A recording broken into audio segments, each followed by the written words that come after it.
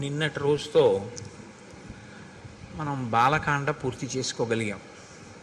శ్రీరామాయణ అంతర్గతమైనటువంటి బాలకాండ పూర్తి చేసి ఈనాడు అయోధ్యకాండలోకి ప్రవేశిస్తున్నాం. వాల్మీకి మహర్షి ఆ కాండలకి ఆ పేర్లు ఉంచడం వెనక శ్రీరామాయణానికి సంబంధించినటువంటి కథా విశేషాన్ని వివరణ చేస్తున్నటువంటి పరిస్థితిని బట్టి ఆ కాండలకు ఆ పేర్లు ఉంచారు. అయోధ్యకాండ అంటే ప్రధానంగా అయోధ్యానగరంలో జరిగినటువంటి ఇతివృత్తం. అదేమిటి? శ్రీరామాయణం రామచంద్ర ప్రభు అయోధ్యలోనేగా ఉండాలి. మిథిలానగరంలో సీతారాములకి వివాహం అయితే వాళ్ళ తర్వాత ఎక్కడ ఉండాలని మనం కోరుకోవాలి? అయోధ్యలోనే ఉండాలి. ఆయన అయోధ్యనే పరిపాలించాలి. ఆయన అయోధ్యనే పరిపాలిస్తే ఇంకా ఆయన నరుడిగా రావడం అనవసరం.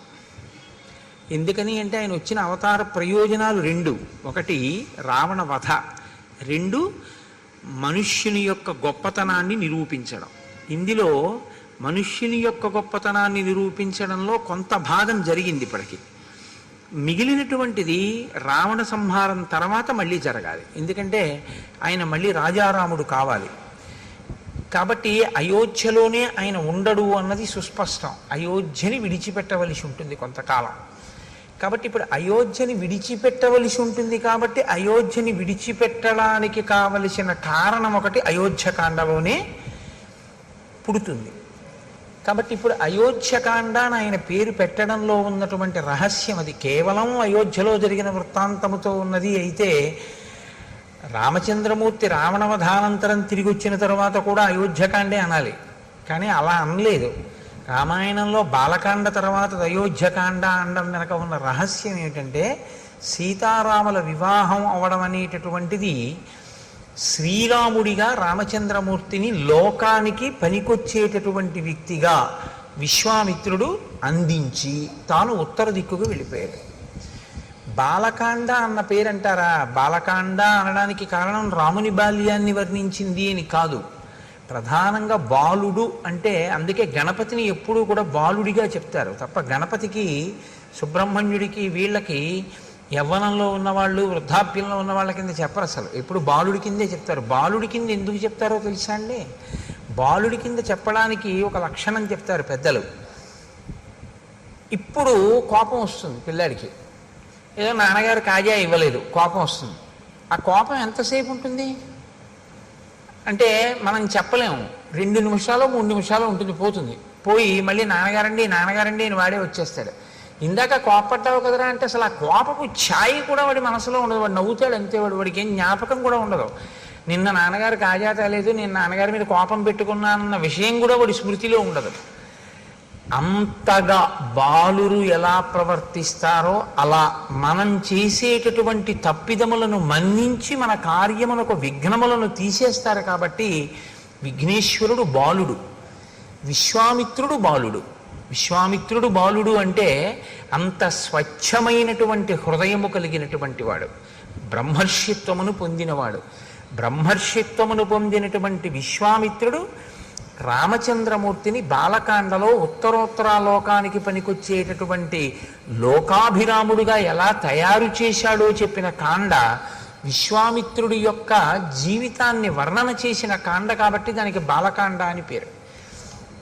ఇప్పుడు మనం అయోధ్యకాండలోకి ప్రవేశిస్తున్నాం. అయోధ్యకాండ తిక్కన గారి మాటల్లో చెప్పాలంటే ఊర్జిత కథోపేతంబు అంటారు. తిక్కన గారు మహాభారతంలో విరాట పర్వాన్ని ఆంధ్రీకరిస్తూ దాన్ని ఊర్జిత కథోపేతంబు అన్నారు. ఊర్జిత కథోపేతము అంటే ఏమిటో తెలుసా అండి? మంచి బిగితో కూడి ఉంటుందన్నమాట. అంటే నేను తేలిగ్గా మీకు అర్థమయ్యేటో మాట అనాలంటే సస్పెన్స్ అంటే బాగా తెలిసిపోతుంది. ఊర్జితము అంటే ఏం జరుగుతుంది ఏం జరుగుతుంది అని ఉత్కంఠ. అన్నీ బాగున్నట్టుంటాయి కానీ ఎక్కడో ఏదో జరిగిపోతోందని అనుమానం. ఇది ఎటువైపు నుంచి వస్తుంది అన్నది తెలియదు. సాఫీగా నడిచిపోతున్నటువంటి కథ ముడిపడడం మొదలవుతుంది. ముడిపడి ఇది ఎలా ఎక్కడ తేలుతుంది ఎలా తేలుతుంది అని శ్రోతయందు ఒక ఉత్కంఠని సృష్టిస్తుంది. అలా సృష్టించడం ఎక్కడ మొదలైందో దాన్ని ఊర్జిత కథ అని పిలుస్తారు. బాలకాండ ఊర్జిత కథ కాదు యథార్థానికి. ఎందుకంటే అసలు కొడుకులు లేరు, అశ్వమేధం చేస్తానంటే కొడుకు పుడతాడా పుట్టడా అని మీకు అనుమానం ఏం లేదు. ఎందుకు లేదంటే వెంటనే సుమంత్రుడు చెప్పేశాడు, నేను విన్నానయ్యా ఇంతకుముందే బ్రహ్మమానసపుత్రుడు సనత్కుమారుడి దగ్గర నీకు కొడుకు పుడతాడని చెప్పేశాడు. ఋష్యశృంగుడు ఆశీర్వచనం చేసేశాడు, వశిష్ఠుడు ఆశీర్వచనం చేసేశాడు. కాబట్టి కొడుకులు పుట్టేస్తారు. కాబట్టి అందులో ఊర్జిత కథ అనడానికి ఏముంటుంది? బాలకాండలో ఏం ఉండదు. అయోధ్యకాండ దగ్గరికి వచ్చేటప్పటికి ఊర్జిత కథ. అయోధ్యకాండ ఊర్జిత కథగా మనకి ప్రయోజనం ఏమిటో తెలుసా అండి? మనం గృహస్థాశ్రమంలో ఉన్నటువంటి వాళ్ళం. గృహస్థాశ్రమం అనేటటువంటిది బ్రహ్మచర్యము తర్వాత స్వీకరింపబడేటటువంటి ఆశ్రమం. ఈ గృహస్థాశ్రమంలో ప్రధానంగా పురుషుడు లేదా యజమాని లేదా జీవుడు ఏం చేయాలంటే అర్ధకామములను ధర్మబద్ధం చేసుకుని వైరాగ్యాన్ని సంతరించుకునే ప్రయత్నం చెయ్యాలి. కాబట్టి ధర్మం అంతా గృహస్థాశ్రమంలోనే ఉంటుంది. పట్టుకోవలసింది, అనుష్ఠించవలసింది అంతా ఇక్కడే. బ్రహ్మచారిగా ఉన్నప్పుడు ఏమిటంటే గురువుగారి దగ్గర నేర్చుకోవడం ఒక్కటే ధర్మం, అంతే. అంతకుమించి ఇంకా బ్రహ్మచారికి ఏముంటుంది? ఇంకేం ఉండదు ఆయనకి. కానీ గృహస్థాశ్రమంలోకి వచ్చేటప్పటికి చాలా జటిలంగా ఉంటుంది ఆ స్థితి. చాలా జాగ్రత్తగా ఉండవలసి ఉంటుంది గృహస్థాశ్రమంలో. కాబట్టి ఇప్పుడు రాముడు గృహస్థాశ్రమ ప్రవేశం చేశాడు, సీతాదేవిని చేపట్టాడు. కాబట్టి ఇప్పుడు రాముడు ఒక గృహస్థుగా ఎలా ప్రవర్తించి చూపిస్తాడు. ఇప్పటి వరకు ఒక బ్రహ్మచారిగా ఆయన తల్లితో తండ్రితో గురువుతో, తల్లితో తండ్రితో ఆయన ఎంతవరకు సమన్వయం చెందాడు, ఏం మాట్లాడాడు అన్నది పెద్ద అవకాశం మనకి లేదు తెలుసుకోవడానికి. అంతఃపురంలో ఏదో పిల్లలతో మాట్లాడతారు, అది పెద్ద విశేషం ఏం కాదు. కానీ గురువుగారి దగ్గర ఉండి నేర్చుకున్నది ఏదుందో అది ప్రధానం. అది ఒక్కటే ఉంటుంది బ్రహ్మచర్యంలో. గురువుగారు చెప్పింది వింటూ ఉండడం, గురువుగారి దగ్గర నేర్చుకుంటూ ఉండడం. అది జరిగిందా లేదా? జరిగింది బ్రహ్మచారిగా రామచంద్రమూర్తికి. గృహస్థాశ్రమంలోకి వచ్చేటప్పటికీ అనేక విధములైనటువంటి సమస్యలు తలెత్తుతాయి.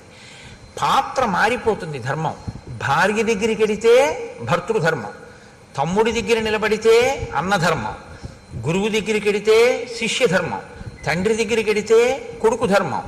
ఏ ధర్మానికి ఆ ధర్మాన్ని నిలబెట్టుకుంటూ అన్నిటికన్నా సమున్నతమైనటువంటి ధర్మం ఏదుందో, అంటే వేద ప్రోక్తమైనటువంటి ధర్మం ఏదుందో ఆ ధర్మంతో మిగిలినటువంటివి సమన్వయం చేసుకుంటూ వెడుతూ ఉండాలి. ఇది చాలా సంక్లిష్టమైనటువంటి వ్యవస్థ. ఇందులో మనకి పెద్దలు ఏం చెప్తారంటే, ఈ ధర్మం అనేది మీరు ఎక్కడ తెలుసుకోవాలి అంటే ఒక్క వేదంలోంచే తెలుసుకోవాలి. ఎందుకంటే ధర్మం చెప్పడానికి అధికారం ఇంకెవరికి లేదు. నేను ధర్మం చెప్తానండి అంటే నాకేం అధికారం లేదు ధర్మం చెప్పడానికి. నేను చెప్పింది ధర్మం అవదు, వేదం చెప్పింది ధర్మం అవుతుంది. వేదం చెప్పింది ధర్మం అయితే వేదం చదివి తెలుసుకోగలిగినటువంటి ప్రజ్ఞ ఇవాళ ఎంతమందికి ఉంటుంది? వేదంలో ధర్మం ఇలా ఉంది అని మనం ఎలా చెప్పగలం? చెప్పలేం. కాబట్టి ఋషులు ఏం చేశారంటే స్మృతులు కింద తీసుకొచ్చారు. గౌతముడు ఒక స్మృతి రచన చేశాడు, దాన్ని గౌతమ స్మృతి అంటారు. యాజ్ఞవల్కుడు ఒక స్మృతి చేశాడు, యాజ్ఞవల్క స్మృతి, అత్రి స్మృతి. ఇలా స్మృతులు వచ్చాయి. స్మృతులు ఏం చేస్తాయంటే వేదంలో ఉన్నటువంటి ధర్మసూత్రములను క్రోడీకరించి వాటిని అందంగా ఒక పొందికతో తీసుకొస్తారు. దానికి స్మృతి అని పేరు. శృతి స్మృతి రెండు విరుద్ధంగా ఉండవు. శృతిని స్మృతి అనుసరిస్తుంది. శృతిని స్మృతి ఎక్కడైనా తిరస్కరిస్తే దాన్ని మనం పాటించవలసిన అవసరం ఉండదు, ఎందుకంటే అది ధర్మ విరుద్ధం అవుతుంది. అసలు ధర్మ విరుద్ధమైన విషయాన్ని ఋషి ప్రతిపాదించడు.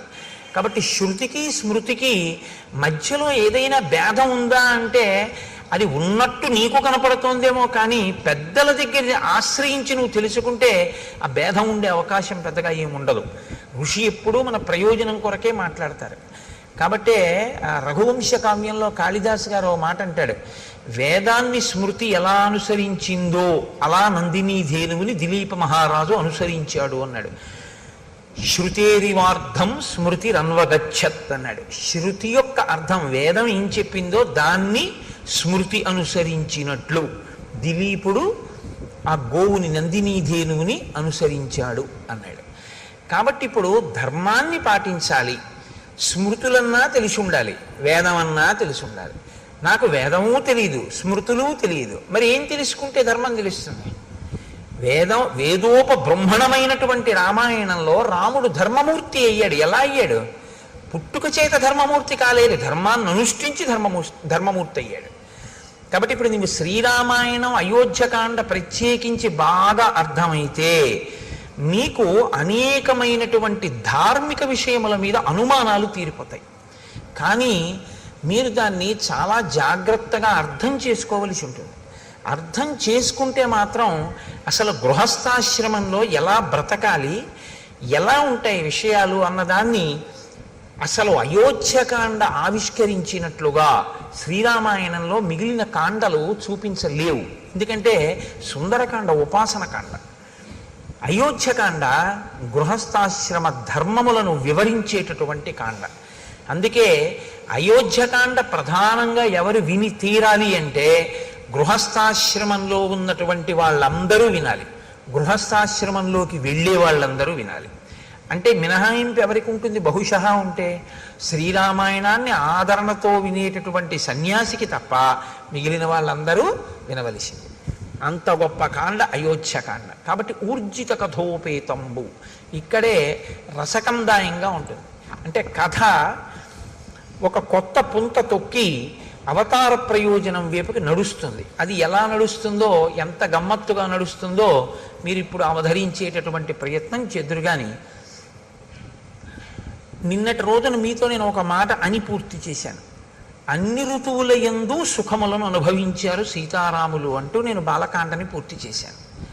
అన్ని ఋతువుల యందు సుఖమును అనుభవించుట, ఈ మాట కొంచెం జాగ్రత్తగా మీరు పట్టుకోవాలి. మీకు సుఖంగా ఉందా అండి అంటుంటారు. ఈ ఫ్యాన్ పెట్టి మీకు సుఖంగా ఉందా అండి అంటారు. అంటే మీరు బాగా గుర్తుపెట్టుకోండి, అది ద్వంద్వము అని గుర్తు. ఖ అంటే ఆకాశం, సంస్కృతంలో ఖ అంటే ఆకాశం. ఆకాశానికి మార్పు ఏమి ఉండదు అసలు, అది ఎప్పుడు అలాగే ఉండదు. దానిలో మబ్బులు వచ్చాయనుకోండి, మీకు ఇప్పుడు ఆకాశము మేఘావృతమైంది, ఆకాశంలో మబ్బులు తొలగిపోయాయి అనుకోండి, ఆకాశము నిర్మలంగా ఉంది. ఆకాశం ఏమైనా మారిందా? ఆకాశం ఏం మారలేదు. మబ్బులు కమ్మాయి, మబ్బులు పోయి.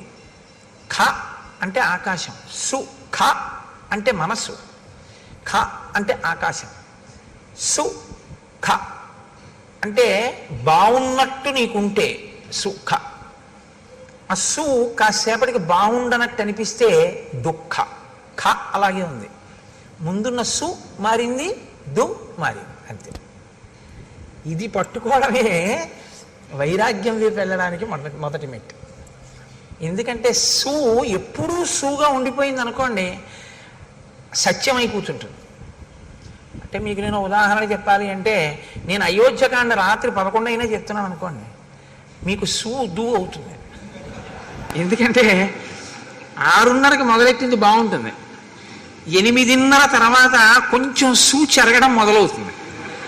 10 అంటే నాకు మీ విషయంలో అలా అనిపించట్లేదు, ఎందుకంటే ఎంత చెప్పినా వింటున్నారు. రాత్రి 12కు కూడా నేను చెప్పడం మొదలెట్టాను అనుకోండి, ఏమో దు అవుతుందేమో, దేవుడు వీడి వదిలిపెట్టడా ఏమిటి మన్నని. కాబట్టి అప్పటి వరకు బాగున్నది అప్పుడు ఎందుకు బాగోలేదు అంటే, అప్పటికి కావలసినటువంటిది ఒకటి ఆవశ్యకమైపోయి దానికి ఇది ప్రతిబంధకం అయిపోయింది. అప్పుడు ఈ సు దు అవుతుంది. ఈ సు దు రెండు తీసేసి ఖాగా ఉండిపోయాడు అనుకోండి, వాడే జ్ఞాని, అంతే. ఇది మీరు పట్టుకోవడంలోనే ఉంటుంది. కాబట్టి అన్ని ఋతువులలోనూ సుఖం అనుభవించేది అంటే, ఆయా ఋతువులలో ఏది తీసుకుని ఎలా ఉంటే సంతోషంగా ఉంటుందో అలా వాళ్ళు ఉన్నారు. శీతాకాలంలో ఏసీ వేసుకు పడుకున్నాడు అనుకోండి, పిచ్చాడు అనుకుంటారు. వేసవి కాలంలో ఏసీ వేసుకు పడుకుంటే సుఖంగా ఉందంటాడు. అంటే ఏ ఋతువులో దేన్ని వాడుకుంటే మనసుకి సంతోషంగా ఉంటుందో అలా వాళ్ళు గడిపారు. అంటే సీతారాములు సంతోషంగా ఉన్నారా? మీకు అనుమానమా? అన్ని ఋతువులలోనూ సంతోషంగా ఉన్నారంటే 365 రోజులు సంతోషంగానే ఉన్నారు. ఇప్పుడు ఈ సంతోషానికి అడ్డేదైనా వచ్చిందనుకోండి, బాగా గమనించండి నేను చెప్పే మాటని. ఇప్పుడు ఈ సంతోషానికి అన్ని ఋతువులలో సీతారాములు సంతోషంగా ఉన్నారు.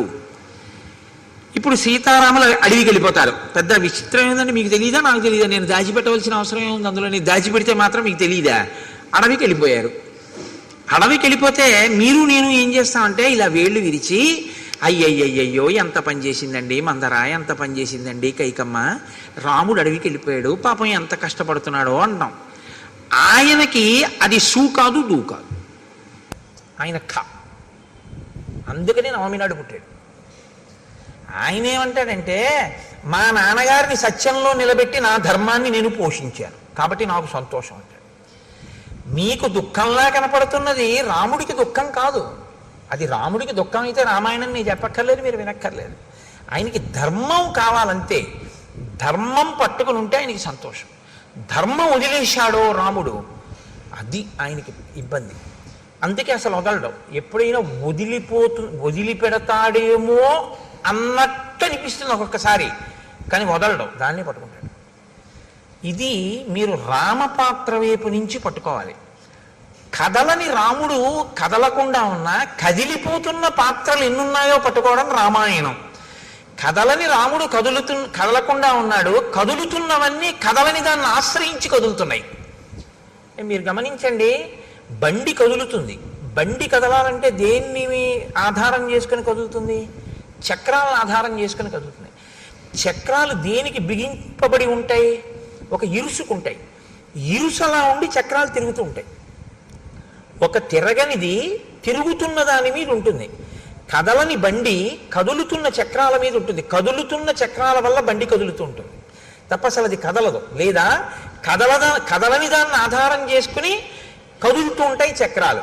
అప్పుడు మీరు ఇరుసు కదలటం లేదు, చక్రాలు బిగింపబడి ఉన్నాయి అనుకుంటే. అలా లోపల కదలని రాముణ్ణి ఆధారం చేసుకుని కదిలిపోతున్న పాత్రలు కదిలిపోవడం మొదలవుతాయి అయోధ్యకాండ నుంచి. ఇంకా ఇది అయోధ్యకాండ నుంచి మీరు ఆ కోణంలో చూడవలసినటువంటి ఒక దృక్కోణం రామాయణాన్ని. అందుకని ఈ కదలికని చూపించడం గచ్చతా, కదులుతున్నాయి. ఇక నుంచి నువ్వు జాగ్రత్తగా కదులుతున్నాయంటే కదలనిదేది, కదులుతున్నదేవి, ఇది చూడటం నేర్చుకో. ఇది వాల్మీకి హృదయం. గచ్చత అని మొదలెట్టారు ఆయన. గచ్చత అంటే వెళ్ళిపోయెను, వెడలిపోయెను అన్న మాటతో మొదలు పెట్టారంటే అది కదలిక. వెళ్ళడం అంటే కదలిక కదండి. ఈ కదలిక ఏ కదలని దాన్ని ఆధారం చేసుకుని కదలడం మొదలు పెట్టాయన్నీ. ఇది నువ్వు పట్టుకోగలిగితే కదలని వాడెవడో దేని వలన కదలడో నువ్వు పట్టుకోగలవు. ఇది అయోధ్యకాండలో మీరు చాలా జాగ్రత్తగా పరిశీలించాలి. అలా కదలకపోవడానికి కారణం ఏమిటంటే ఆయన పట్టుకున్న ధర్మం రాముడిది. ఇప్పుడు గచ్చతామాతులకులం భరతేన తదానఘ శత్రుఘ్నో నిత్యశత్రుఘ్నో నీత ప్రీతి పురస్కృత. గచ్చతా మాతుల కులం. మాతుల కులం అంటే మేనమామ గారి ఇల్లు. భరతుని యొక్క మేనమామ యుధాజిత్, కేకయరాజు యొక్క కుమారుడు. యుధాజిత్ పెళ్లికే వచ్చాడు. జనక మహారాజు గారి యొక్క నగరానికి, మిథిలా నగరానికి వచ్చాడు. వచ్చి పెళ్ళి అయిపోగానే భరతుణ్ణి శత్రుఘ్నుణ్ణి నేను తీసుకెళ్తానని అడిగాడు. లేదా భరతుణ్ణి అడుగుతాడు కదండి, శత్రుఘ్నుణ్ణి అడగాడు. ఎందుకంటే భరతుడు కదా మేనల్లుడు. కాబట్టి భరతుణ్ణి అడుగుతాడు, ఒరే నిన్ను తీసుకెళ్తామని వచ్చాను రా, నీ పెళ్ళి అన్నారు అక్కడికి వచ్చాను, పెళ్ళి అయిపోయింది కదా, ఏదో నిన్ను తీసుకెళ్ళి సరదాగా నీతో గడపాలనుంది నాకు కొన్నాళ్ళు, అందుకు వచ్చాను, కాబట్టి నిన్ను తీసుకెళ్దాం అనుకుంటున్నాను అంటే భరతుడు తప్పకుండా వస్తాను మామయ్య అంటే కదా దశరథుడిని అడగడం వెళ్తానని. మీరు బాగా ఆలోచించండి. ముందు అసలు భరతుడు ఒప్పుకుంటే కదండి దశరథ మహారాజు గారిని అడగడం. దశరథ మహారాజు గారు భరతుడిని పిలిచి నువ్వు మీ మేనమామ ఇంటికి వెళ్ళిపో అని అనరు. ఎందుకనరు? ఒక్కటే కారణం, కొత్తగా పెళ్ళయింది. తన భార్యతో కలిసి వచ్చాడు అయోధ్యకి, మాండవితోటి. శత్రుఘ్నుడు శృతకీర్తితో వచ్చాడు. పిలిచి ఒరే మీ ఇద్దరు మేనమామ ఇంటికి వెళ్ళండి రా అని ఎందుకంటాడు ఆయన మధ్యలో? అనడు. కాబట్టి ఇప్పుడు యుధాజిత్తు భరతుడిని అడిగాడు, భరతుడు దశరథుడిని అడిగాడు, దశరథుడు వెళ్ళన్నాడు. ఇది ఊర్జిత కథోపేతంబు. అలా అంటాడా ఏ తండ్రి అయినా? ఇప్పుడేమిట్రా మేనమామ ఇంటికి, మొన్ననే కదా పెళ్ళయింది, కొత్తగా నలుగురు వచ్చారు, కోడళ్ళు, ఏదో సంతోషంగా ఉన్నాం కదా, ఇప్పుడు నువ్వు వెళ్ళిపోతానంటే ఏమిటి? పైగా మీరు ఆలోచించండి, భరతుణ్ణి దశరథుడు పంపించేశాడు అనుకోండి. బాగా ఆలోచించండి మీరు. భరతుణ్ణి సరే వెళ్ళు మేనమామ ఇంటికి అన్నాడు. రాముడు సీతమ్మతో, లక్ష్మణుడు సుమిత్రతో, శత్రుఘ్నుడు శృతకీర్తితో అక్కడే ఉంటారు. కొడుకు కోడలు కూడా లేకుండా ఉండిపోయింది ఎవరై ఉంటారు? కైకమ్మ అయి ఉంటుంది. కైకమ్మ అంటే దశరథ మహారాజు గారికి మహా ఇష్టం, ముగ్గురు భార్యల్లో ప్రియపత్ని ఆయనకి. ఇప్పుడు ప్రియపత్ని దగ్గరికి ఆయన రోజు రాత్రి అక్కడికే వెడతాడు, పెద్ద భార్య దగ్గరికి కూడా వెళ్ళడు. కౌసల్య చెప్పింది ఆ మాట. కైకమ్మ దగ్గరికి వెడితే కైకమ్మ ఏముంటుంది, ఏమండే వాడినేమో మీరు పంపించేశారు, ఇల్లు చిన్నపోయింది, కొడుకు లేడు కోళ్ళు లేదు, వాళ్ళిద్దరూ సంతోషంగా ఉన్నారు, నేను చూడండి ఎలా ఉన్నానో అంటుందా? అందా? కాబట్టి కైకమ్మను అడగకుండా సరే నువ్వు వెళ్ళిపో అంటాడా? అన్నాడు. భరతుడు ఏం చేశాడు? సరే మామయ్య నీతో వచ్చేస్తానని తను వెళ్ళిపోయాడు. వెళ్ళిపోతూ ఏం చేశాడు?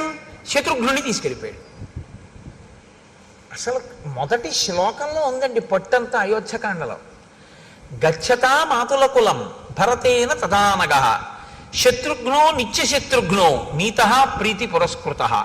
తీసుకెళ్లేటప్పుడు ఎలా తీసుకెళ్ళాడు? శత్రుఘ్నుణ్ణి అత్యంత ప్రీతితో తీసుకెళ్ళాడు. అత్యంత ప్రీతితో తీసుకెళ్ళడం దోషం కాదు, కానీ శ్రీరామాయణాన్ని మీరు జాగ్రత్తగా పరిశీలనం చేస్తే మాండవి శృతకీర్తి కూడా భరత శత్రుఘ్నులతో యుధాజిత్ ఇంటికి వెళ్ళినట్టు కనపడదు. భరతుడు తన మేనమామ ఇంటికి వెళ్తున్నాడు, శత్రుఘ్నుడికి యుధాజిత్తు మేనమామ కాడు. కానప్పుడు శత్రుఘ్నుడిని భరతుడు ఎలా పిలిచాడు? రమ్మని పిలిచాడు. శత్రుఘ్నుడు ఎలా వెళ్ళిపోయాడు? వెళ్ళిపోయిన వాడు ఇప్పుడు రమ్మన్నాడు, ఏమిటి రమ్మని బాగుంటుందా అని ఏమాత్రం అనుకోకుండా ప్రీతితో వెళ్ళిపోయాడు, ప్రీతితో తీసుకెళ్ళిపోయాడు. అంటే భరత శత్రుఘ్నుల మధ్య ఉన్న అన్యోన్యత ఎంత గొప్పదంటే, భరతుడు ఎక్కడుంటే శత్రుఘ్నుడు అక్కడ ఉంటాడు. కథని కథగా వినండి అంతే మీరు. నేను అదే మీకు మనవి చేసింది, శ్రీరామాయణాన్ని మీరేం పెద్ద చిలవల పలవలు చెయ్యక్కర్లేదు, కథని కథగా వినండి, అది అమృత ఫలం అంతే. ఎందుకంటే అది జరిగిన కథ, వాల్మీకి మహర్షి ఆచమనం చేసి దర్శనం చేసి రాశారు. మళ్ళీ మీరెందుకు దానికి కొత్త వన్నెలద్దడం ఏం అక్కర్లేదు, ఉన్నవి వినండి చాలు. ఉన్నది వింటే మీకు అమృతం లభిస్తుంది. అవతార ప్రయోజనం నెరవేరడానికి కథ ఎలా బిగుస్తోందో చూడండి. ఇప్పుడు వీళ్ళిద్దరి మధ్య సఖ్యత ఉంది. మిగిలిపోయిన వాళ్ళిద్దరు ఎవరు? రామలక్ష్మణులు మిగిలిపోయారు. వాళ్ళిద్దరు ఎక్కడున్నారు? అయోధ్యలో ఉన్నారు. వాళ్ళిద్దరి భార్యలు ఎక్కడున్నారు? అయోధ్యలో ఉన్నారు. భరత శత్రుఘ్నుల భార్యలు ఎక్కడున్నారు? అయోధ్యలోనే ఉన్నారు. పంపించిన దశరథుడు ఏదైనా మనస్సులో వాళ్ళు ఇక్కడ ఉండడం ఇష్టం లేక పంపాడా? వెళ్ళిపోయిన వాళ్ళు పెళ్ళవగానే ఏదైనా మనస్సు మారి మనం ఇక్కడ ఎందుకు, మనం మేనమామ ఇంటికి వెళ్ళిపోదామని వెళ్ళారా? ఇప్పటి వరకు ఇలాంటి అనుమానాలు ఏం లేవు రామాయణంలో కదండి. రామాయణం జరుగుతున్నప్పుడు దశరథుడి అంతఃపురం పక్కింట్లో మీరు ఉన్నారని ఊహిస్తే లోకం విషయాలు మనకు ఎక్కువ కావాలి కాబట్టి మనం ఆ కోణంలో ఆలోచించినప్పుడు దశరథుడు వెళ్ళమన్నాడా? పెళ్ళవగానే ఏమైనా మార్పు వచ్చి ఎవరి గొడవ వాళ్ళు చూసుకుంటూ ఏమైనా భరత శత్రుఘ్నులు ఇద్దరు వేరే వెళ్ళారా? మళ్ళీ ఇందులో కొత్త గొడవ ఏమిటంటే, భరత శత్రుఘ్నులు అన్నదమ్ములు గారు, ఒక తల్లి బిడ్డలు కారు, నలుగురు ఒక తండ్రి బిడ్డలు, కానీ నలుగురు ముగ్గురు తల్లుల బిడ్డలు. ఇందులో రామలక్ష్మణులు ఓ తల్లి బిడ్డలు మిగిలిపోయి శత్రుఘ్నులు ఓ తల్లి బిడ్డలు వెళ్ళిపోతే ఏదో ప్రమాదాన్ని మీరు శంకించవచ్చు. రాముడి దగ్గర సుమిత్ర కొడుకున్నాడు, భరతుడి దగ్గర సుమిత్ర కొడుకే ఉన్నాడు. సుమిత్రకి ఇద్దరు బిడ్డలు, లక్ష్మణుడు శత్రుఘ్నుడు. ఒకడు రాముడితో ఉన్నాడు, ఒకడు భరతుడితో ఉన్నాడు. ఒక తల్లి బిడ్డలే అయినా కూడా ఏమంటే రాజ్యం కదా, అధికారం కదా, వాళ్ళిద్దరి మధ్య మళ్ళీ పొసగలేదు. అందుకని ఒక ఆయన అటు చేరాడు, ఒక ఆయన ఇటు చేరాడు అనుకుందామా? అలా అనుమానం ఏమైనా ఉందా మీకు? ఊర్జిత కథోపేతంబో, ఆ కదలికలోనే ఎన్ని కదలికలు వచ్చాయో చూడండి ఆలోచనలు. భరతుడు అక్కడ కదిలితే శత్రుఘ్నుణ్ణి తీసుకుని వెళ్ళిపోతే ఎంత కదిలిందో చూడండి కథ, ఎన్ని ఆలోచనలు కదిలేయో చూడండి. ఇప్పటి వరకు అలా ఏమైనా అవకాశం ఉందా ఎక్కడైనా? లేదు. ఇంకిక్కడి నుంచి అన్నీ కదులుతుంటాయి లోపల. కాబట్టి ఇప్పుడు ఆ వెంటనే మహర్షి అంటారు, మాతులే నాశ్వపతిన చేత భరతుడు శత్రుఘ్నుణ్ణి కూడా తీసుకుని వెళ్ళినా భరతుడి మేనమామ అయిన యుధాజిత్తు వీడు కూడా ఎందుకు వీడితోటన్న భావన ఆయనకేం లేదు. ఈ ఇద్దరు పిల్లలకి యుధాజిత్ ఇంటికి వెళ్ళిపోయేటప్పుడు నేను అన్నయ్యతో వెళ్ళడం ఎందుకని శత్రుఘ్నుడికి లేదు, ఇప్పుడు తమ్ముణ్ణి తీసుకెళ్ళడం ఎందుకని భరతుడికి లేదు. అంటే అందరి మనసులు నిర్మలంగానే ఉన్నాయా? మరి ఎందుకు తీసుకెళ్ళినట్టు యుధాజిత్తు? ఒక్క కారణం చేత మాత్రమే తీసుకెళ్ళాడు, మేనమామగా తన ముద్దు చెల్లించుకోవడానికి. అంతకన్నా నువ్వు అనుమానాలు ఏమీ పెట్టుకోవద్దు. మహర్షి వేసినటువంటి సంకేతం. నువ్వు అంతకన్నా ఏమైనా అనుమానాలు పెట్టేసుకుంటావేమో, అక్కర్లేదు. ఎందుకని? పుత్రస్నేహేన లాలిత, మాతులే నాశ్వపతిన. అశ్వపతి యుధాజిత్తుకున్న మారుపేరు. కేవలం మేనమామల ముద్దు, మేలైన ముద్దు, తాతలకు తా ముద్దు, తాను అబ్బాయి అని జానపదం. మేనమామల ముద్దు మేలైన ముద్దు, అందుకని మేనమామ తీసుకెళ్ళాడు. వాళ్ళు వెళ్ళారు. వెళ్ళిన వాళ్ళు అక్కడికి వెళ్ళిపోయారు కదా పెళ్ళవగానే. మరి భార్యల మీద కానీ తండ్రి మీద కానీ వాళ్ళంత ప్రేమ లేని వాళ్ళ? మరి రామలక్ష్మణులు ఉన్నారు, వాళ్ళిద్దరు వెళ్ళిపోయారు. తల్లిదండ్రుల మీద ఏమండి మీరు ఏమైనా చెప్పండి కానీ రామలక్ష్మణులకి ప్రీతి ఎక్కువ, అందుకే వాళ్ళు పాపం ఎప్పుడు విడిచిపెట్టి వెళ్ళలేదు. వాళ్ళిద్దరూ మాత్రం చూడండి తగుదనమ్మా అని మేనమామ గారి ఇంటికి వెళ్ళిపోయారని మీరు అంటారేమో. వెంటనే మహర్షి అంటారు, సర్వ ఏవతు తస్యేష్టా చత్వారః పురుషర్షభాః స్వశరీరాబ్దినిర్వృత్తాః చత్వార ఇవ బాహవః. దశరథ మహారాజు గారికి రామ లక్ష్మణ భరత శత్రుఘ్నులు నలుగురి యందు ఉన్నటువంటి ప్రీతి ఎటువంటిదంటే, తన శరీరములోనే ఉన్నటువంటి ఉత్పన్నమైన 4 బాహువుల యందు తనకి ఎలా సమానమైన ప్రేమ ఉంటుందో దశరథుడికి కూడా అలాగే నలుగురు కొడుకుల మీద సమానమైనటువంటి ప్రేమ ఉన్నది. అంతే తప్ప భరత శత్రుఘ్నుల మీద తక్కువ ప్రేమ, రామలక్ష్మణుల మీద తక్కువ ప్రేమ అలా ఏం ఆయనకి లేదు. ఆయన మేనమామ పిలిచాడు, పంపించాడు. రామలక్ష్మణులు ఉన్నారు. శత్రుఘ్నుడు ఎప్పుడు భరతుడిని విడిచిపెట్టి ఉండడు, వెళ్ళిపోయాడు. లక్ష్మణుడు రాముడిని విడిచిపెట్టి ఉండడు, రాముడితో పాటు అంతఃపురంలో ఉండిపోయాడు. అంతవరకే. కాబట్టి భ్రాతరౌ స్మరతాం వీరో వృద్ధం దశరథం నృపం. వెళ్ళిన భరత శత్రుఘ్నులు ఎప్పుడూ దశరథ మహారాజు గారిని తలుచుకుంటూ ఉంటారు. ఎందుకు తలుచుకుంటూ ఉంటారు అంటే, నాన్నగారు పెద్దవారు అయిపోయారు, అది కారణం. వృద్ధం, అరే నాన్నగారు పెద్దవారు అయిపోయారే, మనం మామయ్య ఇంటికి వచ్చాం, సంతోషంగా గడుపుతున్నాం.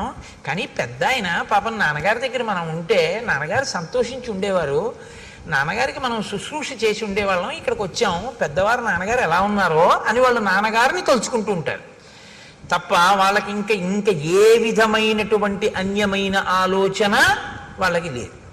దశరథుడికి ఉన్నట్టు కనపడదు, యుధాజిత్తుకి లేదు, రామలక్ష్మణులకి లేదు, కానీ కదిలారు. కదలిక మాత్రం సంభవించింది. తేషామపి మహాతేజ రామో రతికరపితు స్వయంభూరివ భూతానాం బభూవ గుణవత్తరః. ఈ అంతఃపురంలో రామలక్ష్మణులు ఉన్నప్పుడు దశరథ మహారాజు గారు పరిపూర్ణమైనటువంటి తృప్తినే పొందుతున్నాడు. ఎందుకు పొందుతున్నాడు అంటే, నలుగురు కొడుకులైనా అందులో పెద్దవాడైనటువంటి రామచంద్రమూర్తి యొక్క గుణముల శోభ అటువంటిది.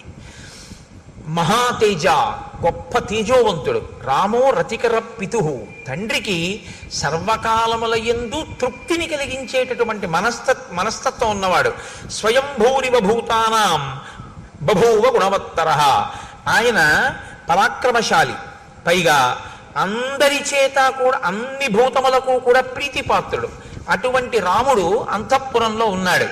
సహి రూపోపపన్నశ్చ వీర్యవాననసూయకః భూమా వనుపమ సూను గుణైర్దశరథోపమః. ఆయన గొప్ప రూపవంతుడు రామచంద్రమూర్తి, వీర్యవంతుడు. వీర్యవంతుడు అన్న మాటని మీరు కొంచెం జాగ్రత్తగా అర్థం చేసుకోవాల్సి ఉంటుంది. వీర్యవాన్ అని సంస్కృతంలో ఎందుకంటారంటే, వీర్యవాన్ అంటే అర్థం ఏంటంటే, శత్రువులతో యుద్ధం చేసేటప్పుడు తాను లోపల ఏ విధంగానూ నీరసపడకుండా, అంటే 1000 మంది వచ్చి మీద పడ్డారనుకోండి, కొట్టేస్తే మళ్ళీ 1000 మంది వచ్చారనుకోండి, ఇలా ఎంతసేపు యుద్ధం చేయని, ఇలా వచ్చి మీద పడుతూనే ఉన్నారని లోపల తాను కుందకుండా ఎంతో ప్రీతితో రెట్టించిన ఉత్సాహంతో లోపల తనని తాను నిలబెట్టుకుంటూ ఎదుటివాడితో పోరాటం చెయ్యగలిగినటువంటి వీరుణ్ణి వీర్యవాన్ అని పిలుస్తారు. కాబట్టి అటువంటి వీర్యవంతుడైన, అనసూయక, ఇతరుల మీద అసూయతో ఉండేటటువంటి లక్షణం ఉన్నటువంటి వాడు కాడు. భూమా అనుపమ సూను, ఈయన పోల్చి చెప్పడానికి వీలు లేనటువంటి కుమారుడు. గుణైర్ దశరథోపమః, దశరథుని యొక్క కుమారుడైనటువంటి రామచంద్రమూర్తి అన్ని గుణముల చేత శోభించి అందరి యొక్క మన్ననలను పొంది ఉన్నాడు. అంటే ఇప్పుడు మీరు ఒక విషయాన్ని గుర్తుపెట్టుకోవాలంటే, రాముడు పుట్టినప్పుడు ఇవన్నీ చెప్పారు కదా, ఇప్పుడు ఎందుకు చెప్తున్నారు ఇప్పుడు మళ్ళీ అయోధ్యకాండలో? ఇది మహర్షి ఊరకనే చెప్తున్న మాటలు కావు. ఇప్పుడు రాముడు పెద్దవాడయ్యాడు, ఇప్పుడు రాముడు యవ్వనంలో ఉన్నాడు, ఇప్పుడు రాముడు గృహస్థాశ్రమంలో ఉన్నాడు, ఇప్పుడు రాముడు భార్యాయుతుడై ఉన్నాడు, ఇప్పుడు రాముడు పెద్దవాడయ్యాడు. పెద్దవాడైనటువంటి రాముడు తన గుణముల చేత ప్రజలతోటి ఏమనిపించుకుంటున్నాడు? పెద్దవాడైన రాముడు గురువుల యొక్క హృదయంలో ఎలా ఉన్నాడు? పెద్దవాడైన రాముడు బ్రాహ్మణుల యొక్క హృదయంలో ఎలా ఉన్నాడు? పెద్దవాడైన రాముడు విద్వాంసుల హృదయంలో ఎలా ఉన్నాడు? పెద్దవాడైన రాముడు ఏమీ తెలియనటువంటి ఆడవాళ్ళ యొక్క మనసులలో ఎలా ఉన్నాడు? ఆడవాళ్ళ మనసులలో అన్న మాట నేను ప్రత్యేకంగా ఎందుకంటున్నానంటే, వాళ్ళు కేవలం ఇంటికి పరిమితమై కేవలం భర్తని అనుగమించేటటువంటి పాతివృత్యము కలిగినటువంటి స్త్రీలు కాబట్టి అసలు పరపురుషుడి గురించి ఆలోచనే ఉండదు. అటువంటి వాళ్ళు తన భర్త తన బిడ్డల గురించి మాత్రమే ఆలోచించే లక్షణం ఉండేటంతగా శుద్ధమైన మనస్సుతో ఉండేటటువంటి తరుణ వయస్సులో ఉన్న స్త్రీలు, అంటే యవ్వనంలో ఉన్నవారు వృద్ధులైన వారు కూడా రాముడి గురించి ఏమనుకుంటుంటారు. ఇది రాముడు యవ్వనంలోకి వచ్చే లోపల గెలుచుకున్న మనసుల యొక్క స్థితి. ఎంతమందితో ఆయన సమన్వయమయ్యాడో, ఎంతమంది మనసు చూరగొన్నాడో, ఎంతమంది మనసు చూరగొనలేకపోయాడో మీరు చూడాలి. ఎందుకంటే మీరు ఒకటి చూడండి, లోకంలో ఏ ఒక్కడూ అందరి మనసు చూరగొనడం అనేటటువంటిది సంభవం అయ్యే విషయం ఎప్పుడూ కాదు, ఎప్పుడూ కాదు, రాముడికి కూడా కాదు. మీరు చాలా జాగ్రత్తగా చెప్పాలి ఆ మాట. ఎందుకో తెలుసా? మహర్షి ఈ సర్గలో ఏం చెప్తారంటే, రాముణ్ణి మెచ్చుకోని వాడు లేడు అని చెప్తారు. కొన్ని సర్గలు దాటగానే ఎవ్వరికీ కనపడనన్ని అవగుణములు మందరికి కనపడ్డాయి. అంటే ఉన్నదా లేదా ఒక్కతైనా? ఆ తర్వాత ఆయన వల్ల భయపడవలసిన స్థితిగా కైకమ్మకి కనపడింది. ఒకరిద్దరయ్యారా లేదా? కాబట్టి మీ ప్రయత్నంతో మీరు గెలుచుకోవడం సాధ్యం కాదు. మీ మంచితనాన్ని అర్థం చేసుకోగలిగిన స్థితి కూడా లోకానికి ఉండాలి. అప్పుడు మీరు అందరితో మంచివారనిపించుకుంటారు. కానీ నేను ఏ తప్పు చేశానని నన్ను చెడ్డవాడన్నాడండి అని మీరు బాధపడకూడదు. ఎందుకంటే అది వాళ్ళ సంస్కారం, అంతే. మీరేం చేస్తారు దానికి? రాముడు అంత జాగ్రత్త తీసుకున్నాడు. ఊరుకున్నాడా రజకుడు? ఎక్కడో ఏడాది పాటు సీతమ్మ తల్లిని రావణాసురుడు కొలువుకూటంలో ఉన్నదాన్ని తీసుకొచ్చి ఏలుకున్నటువంటి వెర్రి రాముడు నేను అటువంటి వాణ్ణి కానన్నాడు. అన్నాడా లేదా? అగ్ని పరీక్ష చేస్తే మాత్రం ఊరుకున్నాడా? అనేవాడు అంటూనే ఉంటాడు. ఆ అన్నవాడు ఎన్నాళ్ళు అన్నాడని అడిగారు. పుర్రె మారిపోయిందేమో కానీ వాడికి ఆ వాచాలత్వం అలవాటు ఉండిపోయి ఆయన ద్వాపరయుగం వరకు అంటూనే ఉన్నాడు. ఆఖరికి కృష్ణుడు కనబడితే కూడా అన్నాడు. అంటే అప్పుడు పక్కనున్న బలరాముడు అన్నాడు, ఈ అలవాటు ఇవ్వాల్టిది కాదన్నాయా, నువ్వు రాముడుగా ఉన్నప్పటి నుంచి ఉందిరా తమ్ముడు. అప్పుడు ఇలాగే వాగాడు వదిన మీద. ఇక ఈ పుర్రె తనంత తాను మారదు, ఈ పుర్రె నువ్వు పగలగొట్టే అన్నాడు. అంటే అప్పుడు కృష్ణుడు పగలగొట్టేశాడు ఆ పుర్రె. అంత మౌఢ్యంతో ఉంటారు ఒక్కొక్కళ్ళు. కాబట్టి వాళ్ళకి మీరు మంచి అవ్వాలి అని మీరు కోరుకోకూడదు కూడా. మీరు ధర్మపదంలో ఉన్నారా లేరా? అంతేగాని నాకు 198 మందే మంచివారు అన్నారండి, 2 ఓట్లు రాలేదని దాని గురించి బాధపడిపోకూడదు. అలా ఉండదు లోకంలో. ధర్మాన్ని మీరు పట్టుకున్నారా లేదా అంతవరకు. కాబట్టి నతు నిత్యం ప్రశంతాత్మ మృదుపూర్వంతు భాషతే ఉచ్యమానోపి పరుషం నోత్తరం ప్రతిపద్యతే. రాముడి గురించి వినడం అంటే గృహస్థాశ్రమంలో ఉన్నవాడు నేర్చుకోవలసిన విషయాన్ని మీరు పట్టుకోవలసి ఉంటుంది. సతునిత్యం ప్రశాంతాత్మ, ఆయన ఎప్పుడూ ప్రశాంతమైనటువంటి స్థితిలో ఉంటాడు. ఇది కొంచెం మీరు జాగ్రత్తగా పట్టుకోవాలి. నేను ప్రశాంతంగా ఉన్నానండి, మీరు వచ్చి నన్ను తిట్టారు, నా మనసు పాడైపోయింది.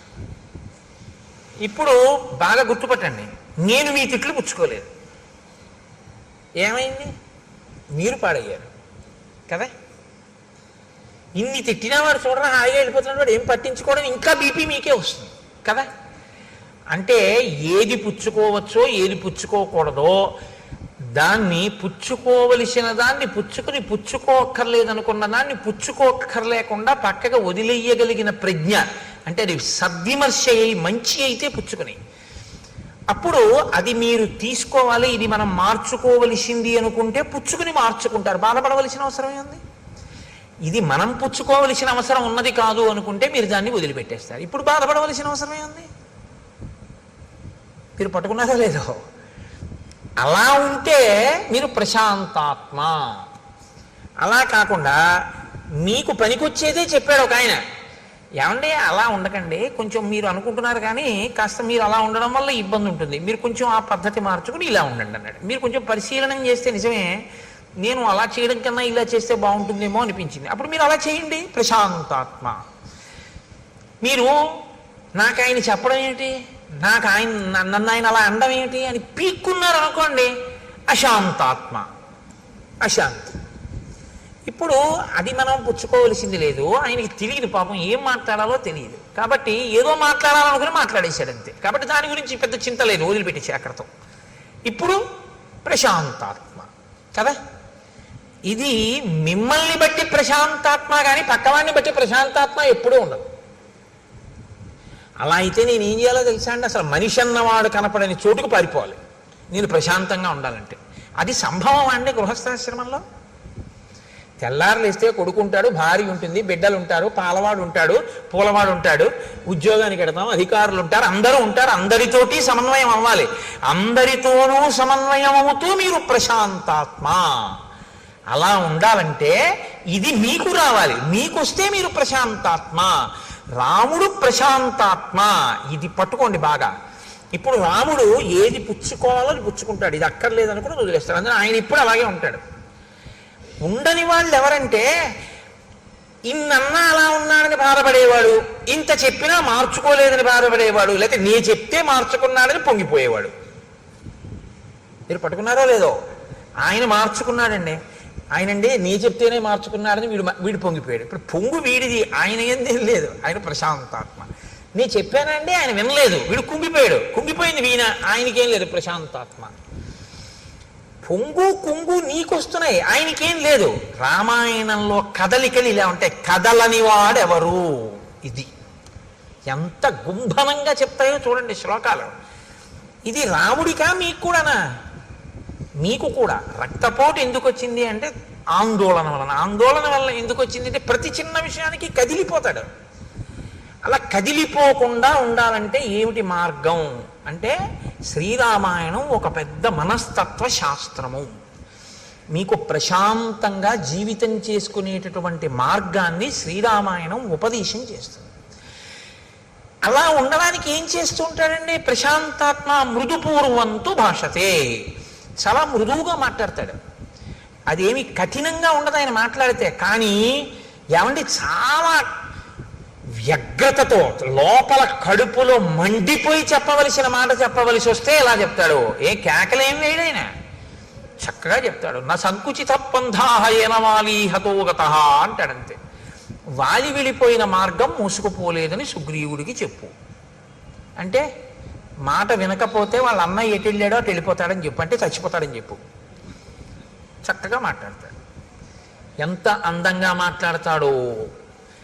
ఎవరో సరే ఎందుకులేండి, ఇప్పుడు ఏదో రామాయణం మృదువుగా మాట్లాడేదానికి కఠినంగా మాట్లాడే ఉదాహరణ నేను చెప్పడం ఎందుకు. కాబట్టి మృదుపూర్వంతు భాషతే, మృదువుగా మాట్లాడతాడు. కాబట్టి ఆయన లోపల కదలడు.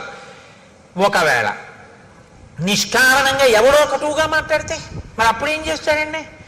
ఉచ్యమానోపి పరుషం నోత్తరం ప్రతిపద్యతే. అవతలవాడు చాలా ఉద్రేకంగా మాట్లాడుతున్నాడు, ఇప్పుడు తాను కానీ మళ్ళీ మాట్లాడితే అది ఖచ్చితంగా ఉద్రేకానికే వెడుతుంది. అప్పుడు ఆయన మాట్లాడు, ఆయన మౌనంగా ఉంటాడు. ఆయన మౌనంగా ఉండి అవతల వాడిని బాగా మాట్లాడనిస్తాడు. ఎంత ఉద్రేకపడగలడో అంత ఉద్రేకపడనిస్తాడు. ఆయన నిశ్శబ్దంగా అవేం పుచ్చుకోడు. పుచ్చుకుంటే కదండి వచ్చిన బాధ. ఇప్పుడు నన్ను తిట్టాలని మీరు అనుకున్నారనుకోండి, అనుకుని నన్ను తిట్టేశారు, కానీ నేను అప్పుడు నిద్రపోతున్నాను. ఏమైనా ప్రయోజనం ఉందా? మీరు తిట్టారని కూడా నాకు తెలియదు. లేచుండి నేను పుచ్చుకోపోయినా అంతే. మీరు 1000 రూపాయలు ఇస్తే నేను పుచ్చుకోలేదనుకోండి, నేను ఆయనకి 1000 రూపాయలు ఇచ్చానండి అని మీరు అనగలరా? నేను పుచ్చుకుంటే కదా మీరు నాకు ఇచ్చినట్టు. మీరు తిట్టారు, మీరు తిట్టానని మీరు అనుకుని ఉద్రేకపడాలంతే, నేను పుచ్చుకుంటే కదా. ఇది రాముని యొక్క స్వభావం. ఇది యథార్థానికి ఏంటంటే రాముడు అలా ఉన్నాడంటే ప్రశాంతాత్మ, నువ్వు కూడా అలా ఉండాలనుందా? రాముడు ఇలా ఉన్నాడు, నువ్వు అలా ఉండు. మార్గాన్ని చెప్తున్నారు మహర్షి. ఎందుకంటే గృహస్థాశ్రమంలో మనం వివిధమైనటువంటి వ్యక్తులతోటి సందర్భంలోకి వస్తాం. నాకు ఒక మిత్రుడు ఉండేవాడు, ఎప్పుడూ ఎవరినో ఒకళ్ళని తిట్టేవాడు. రోజు ఆఫీసులో రోజు దెబ్బలాడేవాడు. మొన్న మా అమ్మాయి పెళ్లి భోజనానికి వస్తే నేను అన్నాను కూడా, నీ గురించి ఉపన్యాసంలో చెప్తున్నాను ఆయన ఈ మధ్యని. అంటే అతను అన్నాడు, నేను రోజున అన్నాను, ఏమయ్యా నువ్వు రోజు ఎవరో ఒకరితో దెబ్బలాడతావు కదా, అసలు ఎవ్వరూ దెబ్బలాడకుండా నువ్వు దెబ్బలాడినా మౌనంగా ఉన్నారనుకో, ఏం చేస్తావయ్యా, ఎలా దెబ్బలాడతావు అన్నాను. దెబ్బలాడకపోతే నాకు నిద్ర పట్టదండి కోటేశ్వరారు అన్నాడు. మరి దెబ్బలాడకపోతే ఎవ్వరూ దెబ్బలాడకుండా అందరూ మౌనంగా ఉన్నారు, నువ్వేమన్నా ఊరుకున్నారు, ఏం చేస్తావు అన్నాను. మా ఆవిడితో దెబ్బలాడతానన్నాడు. మీ ఆవిడ దెబ్బలాడకపోతే అన్నాను. మా ఆవిడితో ఎలా దెబ్బలాడాలో నాకు తెలుసు అన్నాడు. నేను తెల్లబోయాను, ఎలా దెబ్బలాడతావు అన్నాను. ఆవిడని ఎలా దెబ్బలాడగలవు నువ్వు ఆవిడితో అన్నాను. ఏముంది, ఇంటికి వెళ్ళి అడుగుతాను, ఉత్తరాలు ఏమైనా వచ్చాయా అని అడుగుతాను. వచ్చాయి అందనుకోండి. కన్యాదానం ఎందుకు చేశాడు మీ నాన్న? కన్యాదానం చేసి నాతో పంపడం ఎందుకు, రోజుకో ఉత్తరం రాయడం ఎందుకు, నీకేమో పుట్టింటి మీద వ్యామోహం కల్పించడం ఎందుకు, నిమిషానికోసారి నువ్వు పుట్టింటికి ఎడతాను అనిపించేటట్టుగా చేయడం ఎందుకు, ఎందుకు ఆపాది దానికి, ఆ పుట్టింట్లోనే ఉంచుకోపోయాడా, ఎందుకు ఇచ్చినట్టు పిల్లలని చెప్పి అయిన దానికి కాని దానికి చెలరైపోతాను అలా మెట్ల మీద. ఆవిడ కోపం వచ్చేదో ఉంటుంది. నేను అన్నాను, మరి ఉత్తరం రాయిపోతే అన్నాను. కన్యాదానం చేసేసాడుగా, ఇంకా ఏమైపోతాయి ఆయనకి ఎందుకు, ఓ క్షేమంగా ఉన్నావా ఏమిటని కూడా ఉత్తరం రాయడు. ఎంత గొప్ప నాన్నే మీ నాన్న అంటానన్నాడు. అయ్య బాబోయ్ నాయన నీతో చాలా కష్టం రా అన్నాడు. కాబట్టి అలా ఉన్నాడనుకోండి, మీరేం చేస్తారు దానికి? అప్పుడు రాముడు ఏం చేస్తాడంటే మౌనంగా ఉంటాడు అన్నారు మహర్షి. నోత్తరం ప్రతిపద్యతే, ఏమీ మాట్లాడ్డు, నిశ్శబ్దంగా ఉంటాడు. ఆయన నిశ్శబ్దంగా, నేను మాట్లాడను, జవాబు చెప్పను ఇప్పుడు, అంతే, అలా ఉంటాడు. కథంచిదుపకారేణ కృతే నైకేన తుష్యతి నస్మరత్యపకారాణం శతమప్యాత్మవత్తయ. కథంచిదుపకారేణ, కథంచి అంటే కావాలని చేసింది కాదు, అనుకోకుండా చేసిన ఉపకారం. అనుకోకుండా ఆయన వల్ల ఒక ఉపకారం జరిగింది, కావాలని చేద్దామని చేసిన ఉపకారం ఏం కాదది.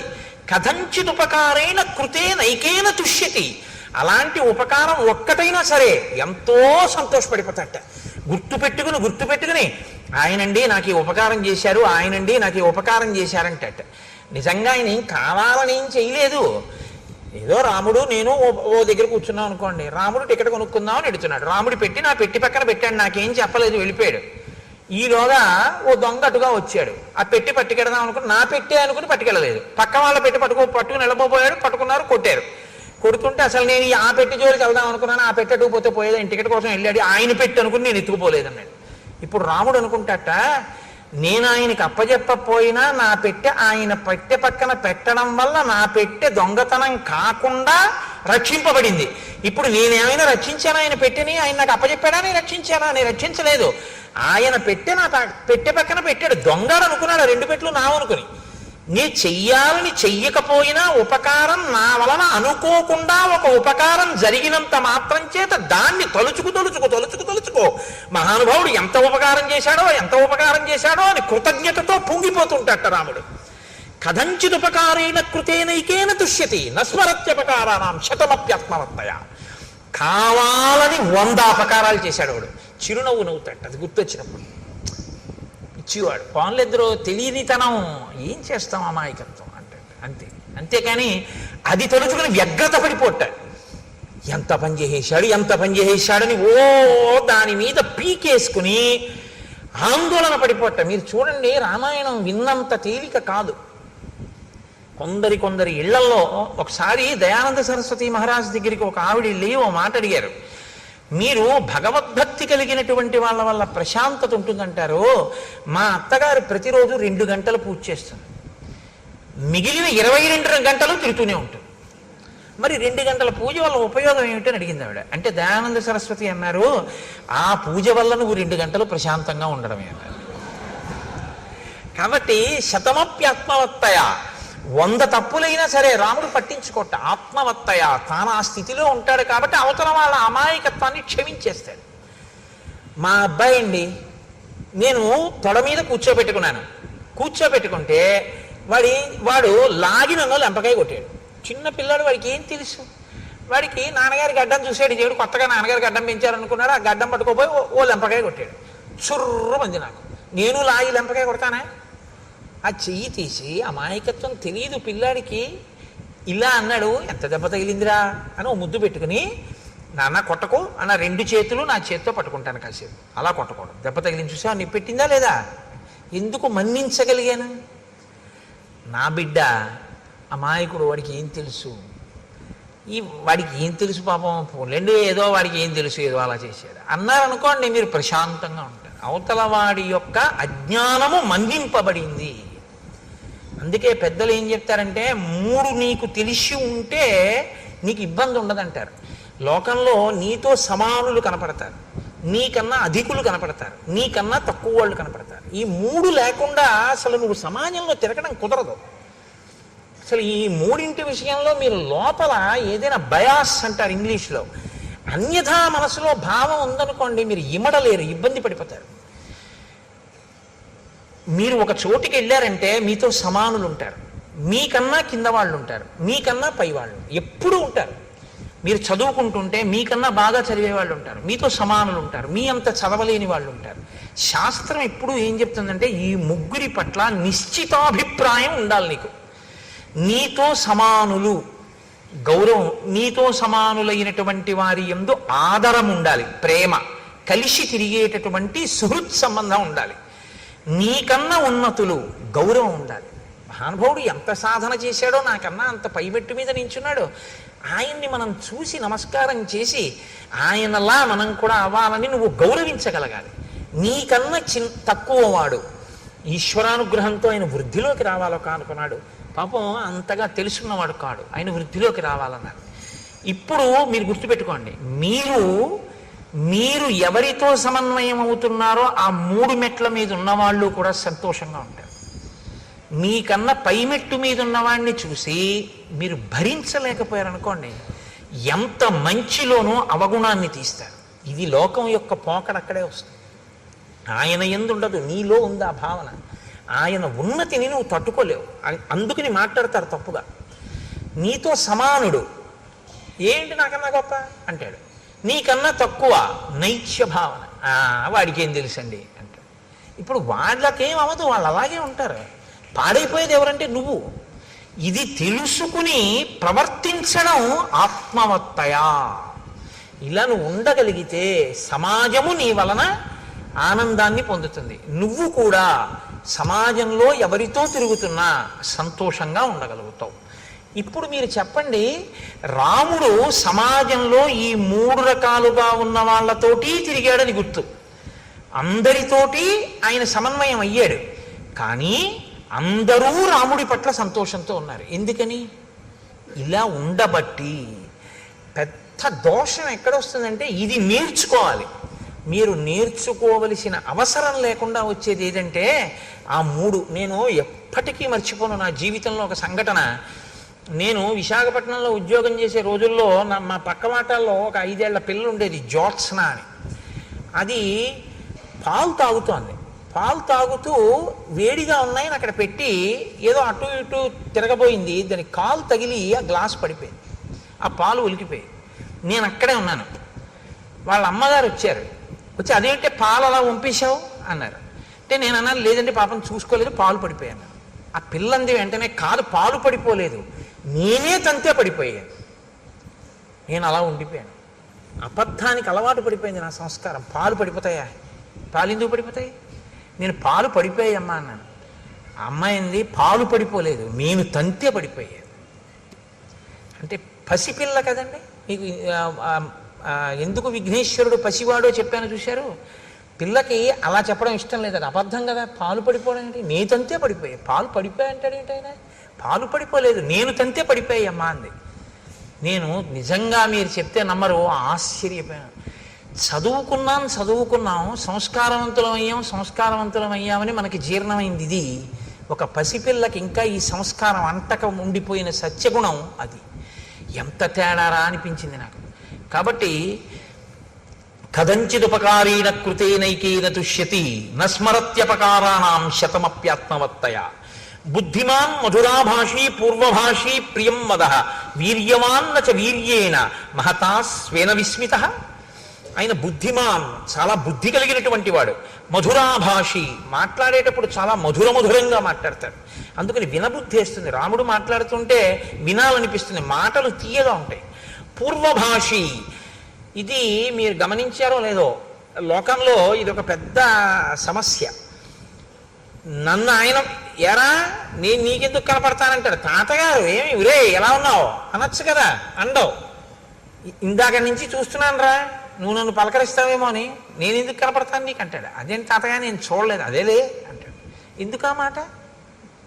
ఎలా మనవడా ఎలా ఉన్నావు అని ఈయన అనకూడదా ముందు?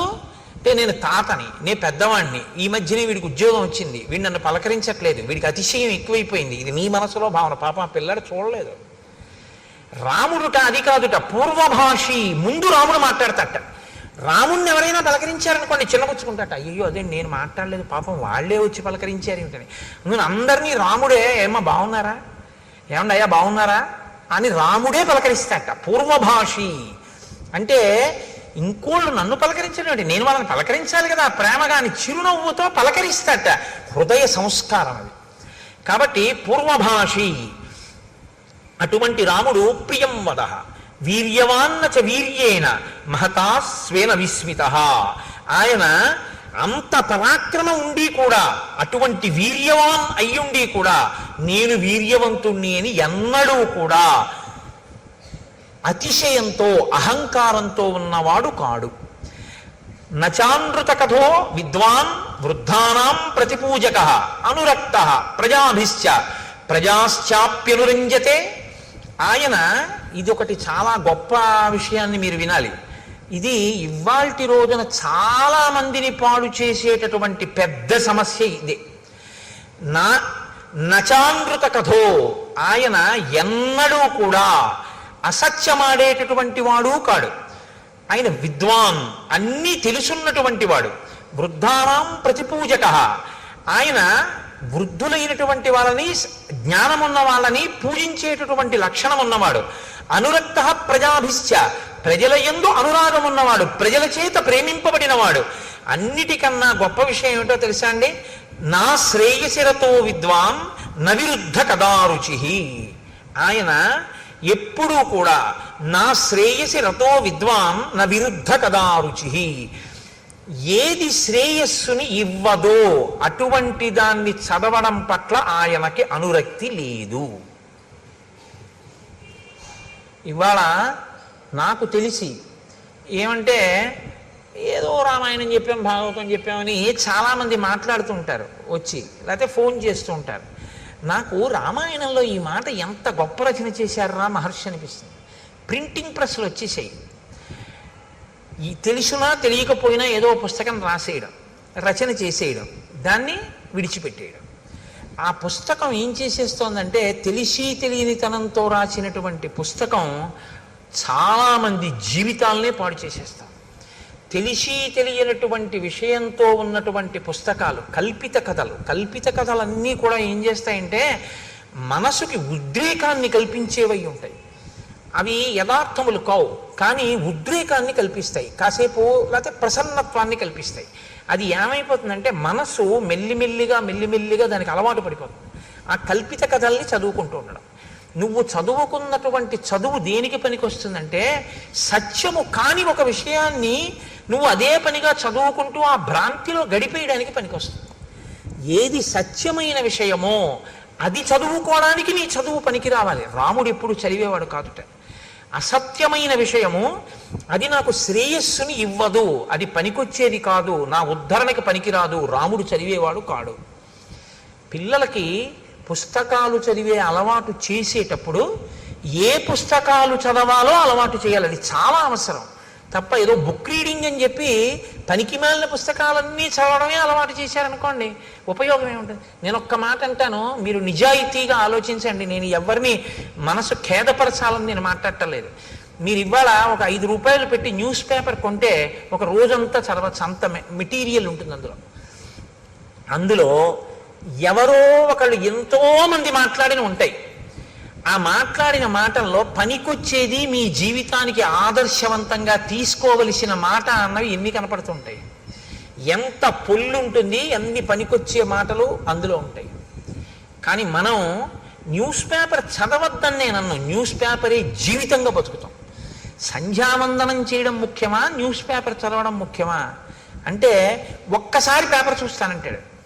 ఒక్కసారి పేపర్ చూస్తానని ఇలా పట్టుకున్నవాడు పేపర్ అంతా అయ్యాక 9ంటికి సంధ్యావందనానికి వెళ్తాడు.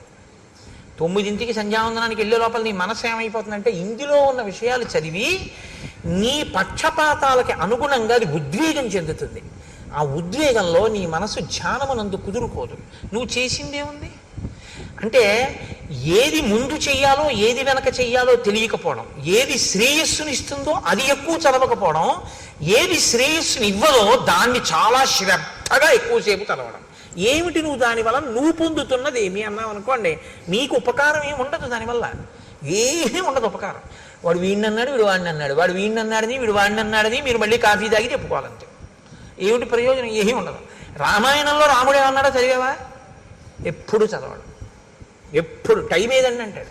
రామాయణం అయోధ్యకాండ చదివారు ఏంటంటే, ఎప్పుడన్నా 2-3 సర్కలు అన్నారు అనుకోండి, అబ్బే అంత టైం ఎక్కడ ఉంటుందండి నాకంటే.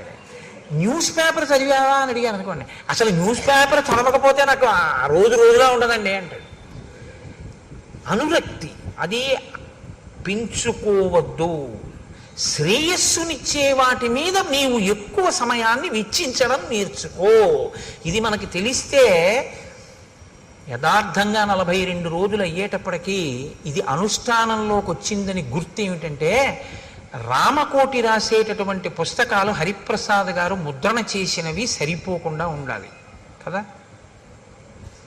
సమయం సద్వినియోగం అవుతోంది. నిజంగా రామాయణం విని మార్పు వచ్చిందని గుర్తు ఏమిటంటే, న్యూస్ పేపర్ గంట చదివేది 20 నిమిషాలకి తగ్గించి 40 నిమిషాలు రామకోటికి ఇచ్చేస్తున్నాడని మొదలెట్టారనుకోండి. 40 నిమిషాలు రామకోటి రాసేయడం మొదలు పెడితే హరిప్రసాద్ గారు మళ్ళీ రెండో ద్వితీయ ముద్రణకి వెళ్ళాలి ఆ పుస్తకాల కోసం కదా. రామకోటికి పుస్తకాలు రాయబడలేదండి, పుస్తకాలు ఉండిపోయాయి అన్నారనుకోండి, హరిప్రసాద్ గారు కాదు బాధపడవలసింది. సనాతన ధర్మం యొక్క స్థితి ఇలా ఉందన్నమాట, ఇంకా రామాయణం లోకంలోకి జీర్ణం అవ్వట్లేదన్నమాట, ఎక్కడో లోపం ఉంది, ఇంకా కలిపురుష లక్షణం ఉందని మనం బాధపడవలసి ఉంటుంది. అవునా? నన్ను సహృదయంతో అర్థం చేసుకోండి. కాబట్టి ఇది రామచంద్రమూర్తి యొక్క స్థితి. కాబట్టి ఇటువంటి మహానుభావుడు. అన్నిటికన్నా అద్భుతమైన విషయం అండి రామాయణంలో, నేను అందుకే మీతో మనవి చేసేది, అయోధ్యకాండలో ప్రతి శ్లోకం మన జీవితానికి అన్వయం అవుతుంది, గృహస్థాశ్రమానికి అన్వయం అవుతుంది, మనని దిద్దుబాటు చేస్తుంది, ఇలా దిద్దుకో నేర్పుతుంది. రాముట్ట ధర్మ కామార్థ తత్వజ్ఞ స్మృతిమాన్ ప్రతిభానవాన్ లౌకికే సమయాచారే కృతకల్పో విశారద. ఆయనకి ధర్మము గురించి, కామము గురించి, అర్థము గురించి బాగా తెలుసు. అసలు పెళ్లి చేస్తే ధర్మేచ అర్థేచ కామేచ నాతి చరామి అంటాడు. ఈమెను నేను అతిక్రమించను ధర్మమునందు, అర్థమునందు, కామమునందు. మిమ్మల్ని నేను మాట అడుగుతాను, చెప్పండి, ఈ 3 ఈశలు నిజానికి, ఎందుకంటే మోక్షం పక్కన పెట్టేయండి, చతుర్విధ పురుషార్థాల్లో ధర్మం, అర్థం, కామం. ఇందులో ధర్మం సరే పక్కన పెట్టండి, అర్థము, కామము. అర్థం అంటే డబ్బే కదండి, అందాక అనుకోండి పోని. ధనీష అది 3 ఈశలలో ఒక ఈశ, అది అంటే మనిషిని పాడు చేసేది, అది జన్మాంతరం వాసన కింద తరుగుతుంది మనిషిని, అటువంటిది ధనేష. ధనేష, దారేష, పుత్రేష, ఈ 3ను ఇవి మనసుని వదలవు జాగ్రత్త.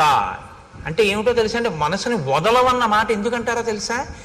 ఇది ఏం చేస్తుందంటే, మీ మనసుని మీరు దేని యందు పెట్టారో దాన్నే స్మరిస్తుంది. అది అంత్యకాలమునందు శరీరంలోంచి మనసు వెళ్ళిపోయేటప్పుడు ప్రాణోత్క్రమణం అంటారు. చనిపోవడం అంటే ఏమిటో భాగవతంలో చెప్తారు. మనసు ఏం చేస్తుందంటే, ఆఖరణ ఇంద్రియాల్లో ఉన్న శక్తులన్నింటినీ సర్దేసుకుంటుంది గబగబా.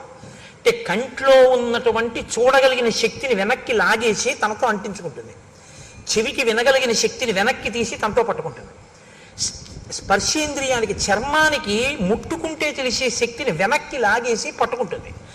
పట్టుకుని ఇప్పుడు ఈ మనసు ఏం చేస్తుందంటే, ప్రాణోత్క్రమణంతో, అంటే ప్రాణము ఆఖరి శ్వాస ఎట్నుంచి నిర్గమించిందో, ఏ కన్నంలోంచి బయటికి వెళ్ళిపోయిందో అట్నుంచి బయటికి పారిపోతుంది. అది కూడా వెళ్ళిపోయి ఇదే మనస్సు మీరు చిట్ట చివర దేన్ని స్మరించారో అది తీర్పు. పరమేశ్వరుడికి పునర్జన్మ యందు అధికారము లేదు.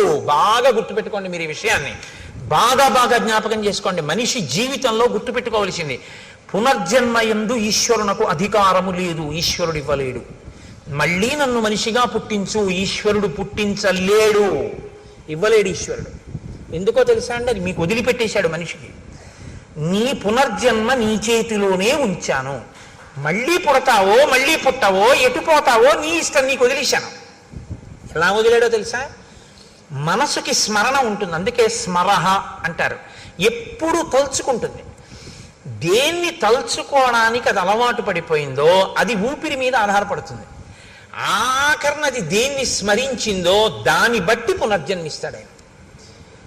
నా మనసు ఎప్పుడూ డబ్బుని స్మరించిందనుకోండి, అర్ధేశ హీనోపాధుల్లోకి వెళ్ళిపోతాడు. తేళ్లు, జర్రిలు, పాములు ఇలాంటి వాటిలో పెడతాడు. దారేష భార్య ఎందు ఉండిపోయింది అనుకోండి, అప్పుడు మళ్ళీ ఆ కాముకత్వం చేతనో ఆమె ఎందుండేటటువంటి ప్రీతి పెరిగిపోవడమో ఏదో జరిగింది అనుకోండి, ఆ భార్య అదే పనిగా స్మరణలోకి వచ్చేసి అదే స్మరణతో విడిచిపెట్టాడు అనుకోండి, ఎక్కడో మళ్ళీ హీనోపాధుల్లోకి వెళ్ళిపోతాడు. ఏ కుక్కో పిల్లో ఏదో వెన్నుపాము అడ్డంగా ఉండేటటువంటి జన్మలోకి వెళ్ళిపోతాడు. ఇలా నిలువుగా తిరగదిహ. మనిషికే అడ్డంగా పుట్టి నిలువుగా తిరుగుతుంది, మిగిలిన వాటికి అడ్డంగా పుట్టి అడ్డంగానే ఉంటుంది. అలాగే పెడతాడు. ఇప్పుడు స్మరణం ఈశ్వరుడు చూస్తాడు. ఆఖరి స్మరణ ఏది చేశాడు చూస్తాడు ఆయన. ఈశ్వరుణ్ణి స్మరించింది మనస్సు, మోక్షం ఇచ్చేస్తాడు. ఈశ్వరుణ్ణి స్మరించడం అంటే ఆఖరణ స్మరిస్తానండి, ఇప్పుడు ఎందుకు ఇవన్నీ అన్నారు. అలవాటు చేసింది ఏదో అది స్మరిస్తుంది, అంతేగాని అప్పుడు స్మరించడానికి ఏం ఓపిక ఉండదు. ఇంకా అప్పుడు మనసు ఏం చేస్తుందంటే నిర్గమిస్తుంది. నిర్గమించడం అంటే గుర్తుపెట్టుకోండి, కళ్ళల్లోంచి, ముక్కుల కన్నాల్లోంచి, చెవుల్లోంచి, నోట్లోంచి, రోమకూపమును కొన్ని లక్షల్లోంచి కూడా నిర్గమిస్తుంది. అంటే వెంట్రుకలు పుట్టిన కన్నాలు ఉంటాయి, అవి కన్నాలే, లేకపోతే చెమట బయటికి ఎలా వస్తుంది లోపల నుంచి. రోమకూపాల్లోంచో అధోముఖంగా అంటే ఊర్ధ్వముఖంగా వెళ్ళదు, ఇక్కడ కపాలం పగిలి వెళ్ళాలి. వెళ్ళింది అంటే వాడికి పునర్జన్మ లేదని గుర్తు. అలా వెళ్ళలేదు అంటే ఎటో కింద కన్నాల్లోంచి వెళ్ళాడు. కింద కన్నాల్లోంచి వెళ్ళాడంటే వీడికి ఇచ్చిన ఉపాధిని వీడు వాడుకోలేదు. దీంతో ఏది చేరాలో అందుకు వాడు ఉపయోగించలేదు కాబట్టి అయిన వాళ్ళందరూ ఏం చేస్తారో తెలుసా అండి, దిక్కుమాలాడు, వీడి బతుకు ఏమిటో తెలుసా, అన్నీ తెలుసున్న వాడికి అమావాస్య మరణం, ఏమీ తెలియని వాడికి ఏకాదశి మరణం అని అందుకే వచ్చింది సామెత. వీడి పుర్రె పగల్లా ప్రాణం పోయినప్పుడు, కాబట్టి వీడి పుర్రె పగిలిపోయే వరకు కాల్చేస్తాం. టప్ అని చప్పుడు వస్తుంది, కపాల మోక్షం అయిందన్నప్పుడు వెళ్తారు. నువ్వు ఎలాగో పగలగొట్టుకోలేదు, మేమే పగలగొట్టాం పో. ఈ స్థితిని నువ్వు పొందకుండా ఉండాలంటే నీ మనసుని సాధన చేత తిప్పాలి. సమస్త కర్మల యొక్క అంతిమ ప్రయోజనం మనసుని శుద్ధి చెయ్యడమే. మనసు సంస్కరించబడకపోతే అర్ధేశ, కామేశ, అర్ధేశ, పుత్రేశ, తర్వాత భార్యేశ ఇలా ఉండిపోయింది అనుకోండి, ఈ ఈశలు పునర్జన్మకి కారణం అవుతాయి. ఇది మనం ఒప్పుకుంటాం కాబట్టే బొట్టు పెట్టుకుంటాం. సనాతన ధర్మం అంటే ఉపన్యాసాలు చెప్పడం కాదు, సనాతన ధర్మం అంటే బొట్టెట్టుకోవడం. బొట్టు పెట్టుకున్నాడంటే గుర్తు ఏమిటంటే పునర్జన్మను ఒప్పుకున్నాడని గుర్తు. బొట్టు పెట్టుకోలేదంటే వాడికి పునర్జన్మ సిద్ధాంతం మీద నమ్మకం లేదని గుర్తు. వాడు వేద ప్రమాణాలను ఒప్పుకోలేదని వాడు బొట్టు పెట్టుకోరు. మనం బొట్టు ఎందుకు పెట్టుకుంటామంటే మేము పునర్జన్మ సిద్ధాంతాన్ని, కర్మ సిద్ధాంతాన్ని మేము అంగీకరిస్తున్నాం. ఇది బొట్టు పెట్టుకోవడంలో సూచిస్తుంది. అందుకని బొట్టు పెట్టుకుంటారు. సనాతన ధర్మంలో బొట్టు లేకుండా బయటికి రారు ఎవరు. కనుక రాముడి విషయంలో ఏమైందంటే 3 బాగా అర్థం చేసుకున్నాడు అంటున్నారు మహర్షి. బాగా అర్థం చేసుకోవడం అంటే ఏమిటండి అంటే ఏమి లేదు. మీరు బాగా అర్థం చేసుకోవడం అంటే ఈ కామాన్ని పట్టుకెళ్ళి ధర్మంతో ముడేసేయి, అర్థాన్ని పట్టుకెళ్ళి ధర్మంతో ముడేసేయి. అర్థము కామము అనే రెండు పరిగెత్తిపోయి పక్కన నీవి కాని పొలాల్లో పడి మేసే అలవాటు ఉన్నటువంటి ఇది మన దున్నపోతులు అంటారే, అటువంటి స్థితి కలిగినటువంటివి. ఎందుకంటే తమకంబొప్ప పరాంగనాజనుల పరద్రవ్యంబులన్ ముచ్చిలింగ మహోద్యోగము చేయునెం మనము దానిం బట్టి వైరాగ్య పాశంబులను కట్టి బిగించి నీ చరణ స్తంభమునైన్ కట్టి వేయిచి ముదంబెన్నడు కలగజేయ కదబో శ్రీకాళహస్తీశ్వర అంటాడు ధూర్జటి. అర్థము కామము రెండింటికి ధర్మం అనేటటువంటి ఇనప ఇబ్బందే. ధర్మబద్ధము కాని కోరిక పుట్టేటట్లు చెయ్యగలిగినవి నువ్వు చూడటం మొదలు పెట్టావా ప్రమాదమే. నీకు శ్రేయస్సుని ఇవ్వనిది చదువుతున్నావు, నీకు శ్రేయస్సుని ఇవ్వనిది నువ్వు చూస్తున్నావు. ఇప్పుడు అటువంటివి చూసి అటువంటివి విని నువ్వు ప్రమాదం చేయాలంటే నేను ఎన్ని ముక్కలు చేయాలి? ఎన్నమ్మా? 4 ముక్కలు. ఒక్కొక్క ముక్క ఎన్ని అడుగులు ఉండాలి? 2 అడుగులు. 4 రెళ్ళు 8 కదా. ఇప్పుడు 8 అడుగుల కర్ర నాకు ఇచ్చారు మీరు. ఆ కర్ర తీసుకొచ్చి అక్కడ పెట్టి 2 అడుగులు చూసి అక్కడికి కత్తి పెట్టి నరికాను, ఓ ముక్క వచ్చేసింది. ఇప్పుడు మళ్ళీ 6 అడుగుల ముక్క ఉందిగా, మళ్ళీ ఇలా పెట్టి మళ్ళీ ఇంకో 2 అడుగుల ముక్క నరికాను, ఇంకో 2 అడుగుల ముక్క వచ్చింది. ఇంకెన్ని ముక్కలు మిగిలాయి? ఇంకెంత ముక్క మిగిలింది? 4 అడుగుల ముక్క. ఇప్పుడు 4 అడుగుల ముక్క అక్కడ పెట్టి 2 అడుగుల దగ్గర మళ్ళీ నరికాను. ఎన్ని ముక్కలు వచ్చాయి? 2 అడుగుల ముక్కలు 2 వచ్చాయి. 8 అడుగుల ముక్కని 2 అడుగుల సమాన భాగములు 4 చేయడానికి ఎన్ని మాటలు నరికాను? 3 మాటలే. 3 మాటలు నరికితే 4వ ముక్క వచ్చేసిందా లేదా? 2 అడుగుల ముక్క. ధర్మబద్ధమైన అర్థము, ధర్మబద్ధమైన కామము మోక్షాన్ని ఇచ్చేస్తాయి తప్ప మోక్షమును సాధించడం అని ఇంకా వేరే ఏం ఉండదు. మోక్షము అంటే ధర్మబద్ధమైన అర్ధకామములను తెలిసి ఉండుట, అలా జీవించుట, అదే మోక్షమునకు హేతు. ఇది రాముడికి తెలుసు. కాబట్టి ఇప్పుడు ఏది ప్రధానంగా తెలిసి ఉండాలంటే ధర్మం తెలిసి ఉండాలి. తెలిసి ఉంటే ధర్మానికి అర్ధకామములు ముడివేయాలి. రాముడు ఎలా వేశాడో నువ్వు చూస్తే నువ్వు అలా వేయాలి. కాబట్టి అయోధ్యకాండ అంత గొప్పది. కాబట్టి అయోధ్యకాండ అంటే గృహస్థాశ్రమానికి పనికొచ్చేటటువంటి ఎన్ని విషయాల్లో ఆవిష్కరిస్తుందండి. అలా మీరు ఏ శ్లోకం పట్టుకున్నా అంతే, అందులోంచి ఎన్ని రహస్యాలు చెప్తున్నా. వేదోప బ్రహ్మణం అది. ఏ శ్లోకాన్ని మీరు చదవండి, అందులోంచి మీరు ఒక కొత్త విషయాన్ని తెలుసుకుంటుంటారు. ఓ ఇదన్నమాట విషయం, నేను ఇలా దిద్దుకోవాలన్నమాట అని తెలుస్తుంటుంది. కాబట్టి ఇటువంటి రాముడు ఇటువంటి గుణములు కలిగిన వాడు. పైకి ఎలా కనపడుతుంది? రాముడు ఇన్ని గుణములు కలిగిన వాడని ప్రజలు కీర్తిస్తున్నారు. ఇప్పుడు దశరథ మహారాజు గారు అనుకున్నారట, అధరాజ్ఞో బభూవైవం వృద్ధస్య చిరజీవిన ప్రీతిరేషా కథం రామో రాజా రాజస్యాన్మయి జీవతి. నేను చాలా కాలం బ్రతికాను, పెద్దవాడిని అయిపోయాను, వృద్ధుణ్ణి అయిపోయాను, 60,000 సంవత్సరముల వయస్సు వచ్చింది. ఇంతకాలం బిడ్డలు లేరని బాధ, ఇప్పుడు బిడ్డలు పుట్టిన తరువాత గుణవంతులయ్యారని సంతోషం. ఇప్పుడేం కోరిక వచ్చింది కొత్తగా? నేను బతికుండగా రాముడు రాజవడం చూస్తే బాగున్నాం. తర్వాత కోరిక ఏమిటి వచ్చింది దశరథ మహారాజు గారికి? రాముడు రాజై పరిపాలన చెయ్యడం చూసి స్వర్గానికి వెళ్ళిపోతే బాగున్నాం. ఇప్పుడు ఈ కోరిక పుట్టింది అని ఆయన అనుకుంటున్నాడు. వృద్ధికామోహి లోకస్య సర్వభూతానుకంపన మత్త ప్రియతరో లోకే పర్జన్య ఇవ వృష్టిమాన్. దశరథుడి దృష్టిలో రాముడు ఎటువంటి వాడు? ఆయన లోకాన్నంతటినీ కూడా అనుగ్రహించగలిగినటువంటి సమర్థుడు. ఎలా అనుగ్రహిస్తాడు అంటే, ఒక ఊళ్ళో వాళ్ళందరూ దాహంతో ఆర్తితో ఉన్నారు. కేవలం పంపుల్లో నీళ్లు బాగా వదిలిపెడతామండి అంటే సరిపోతుందా? ఆచరి వెండిపోతుంది. బాగా నీరు నిండినటువంటి మేఘముల గుంపు వచ్చి వర్షించిందా, చెరువులు తటాకములు అన్నీ నిండిపోతాయి, మంచి జల సమృద్ధి కలుగుతుంది. జనుల యొక్క ఆర్తి తీర్చగలిగినటువంటి సమర్థతలో నీరు నిండిన మేఘం లాంటి వాడు నా కొడుకు, అంతటి సమర్థుడు. కాబట్టి ఆ రాముడు రాజు అయితే బాగున్నాం. అయితే యథాస్వర్గమమాప్నుయాం, అప్పుడు నేను రాజరికం ఆయన చేస్తుండగా చూసి ప్రాణం విడిచిపెట్టి నేను స్వర్గలోకానికి వెళ్ళిపోతాను అని అనుకుని కబురు చేశాడు. పౌరులకు, జానపదులకు, సేనానాయకులకు, మంత్రులకు, సామంతులకు, ఇతర ప్రముఖులకు అందరికీ విడివిడిగా కబుర్లు చేశాడు. అందరికీ కలిపి ఒకరు కాదు, విడివిడిగా. ఒకరికి తెలిసినట్లు ఒకరికి తెలియదు. వాళ్ళల్లో వాళ్ళు చర్చించుకునే అవకాశం ఇవ్వలేదు దశరథుడు. ఎందుకని? ఇది ఊర్జిత కథోపేతంబు. ఏ అశ్వమేధయాగం చేసేటప్పుడు చెప్పినట్టు చెప్పచ్చుగా, అలా చెప్పలేదు. అందరూ రావాలి. ఎలా కబురు చేశాడో తెలుసా అండి?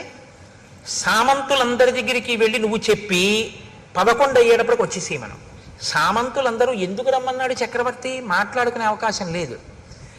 అలాగే జానపదుల్లో ప్రముఖుల్ని వచ్చేసేయమను, ఒకళ్ళతో కబురు చేశాడు, వాళ్ళు మాట్లాడుకునే అవకాశం లేదు, వచ్చేసేయడమే.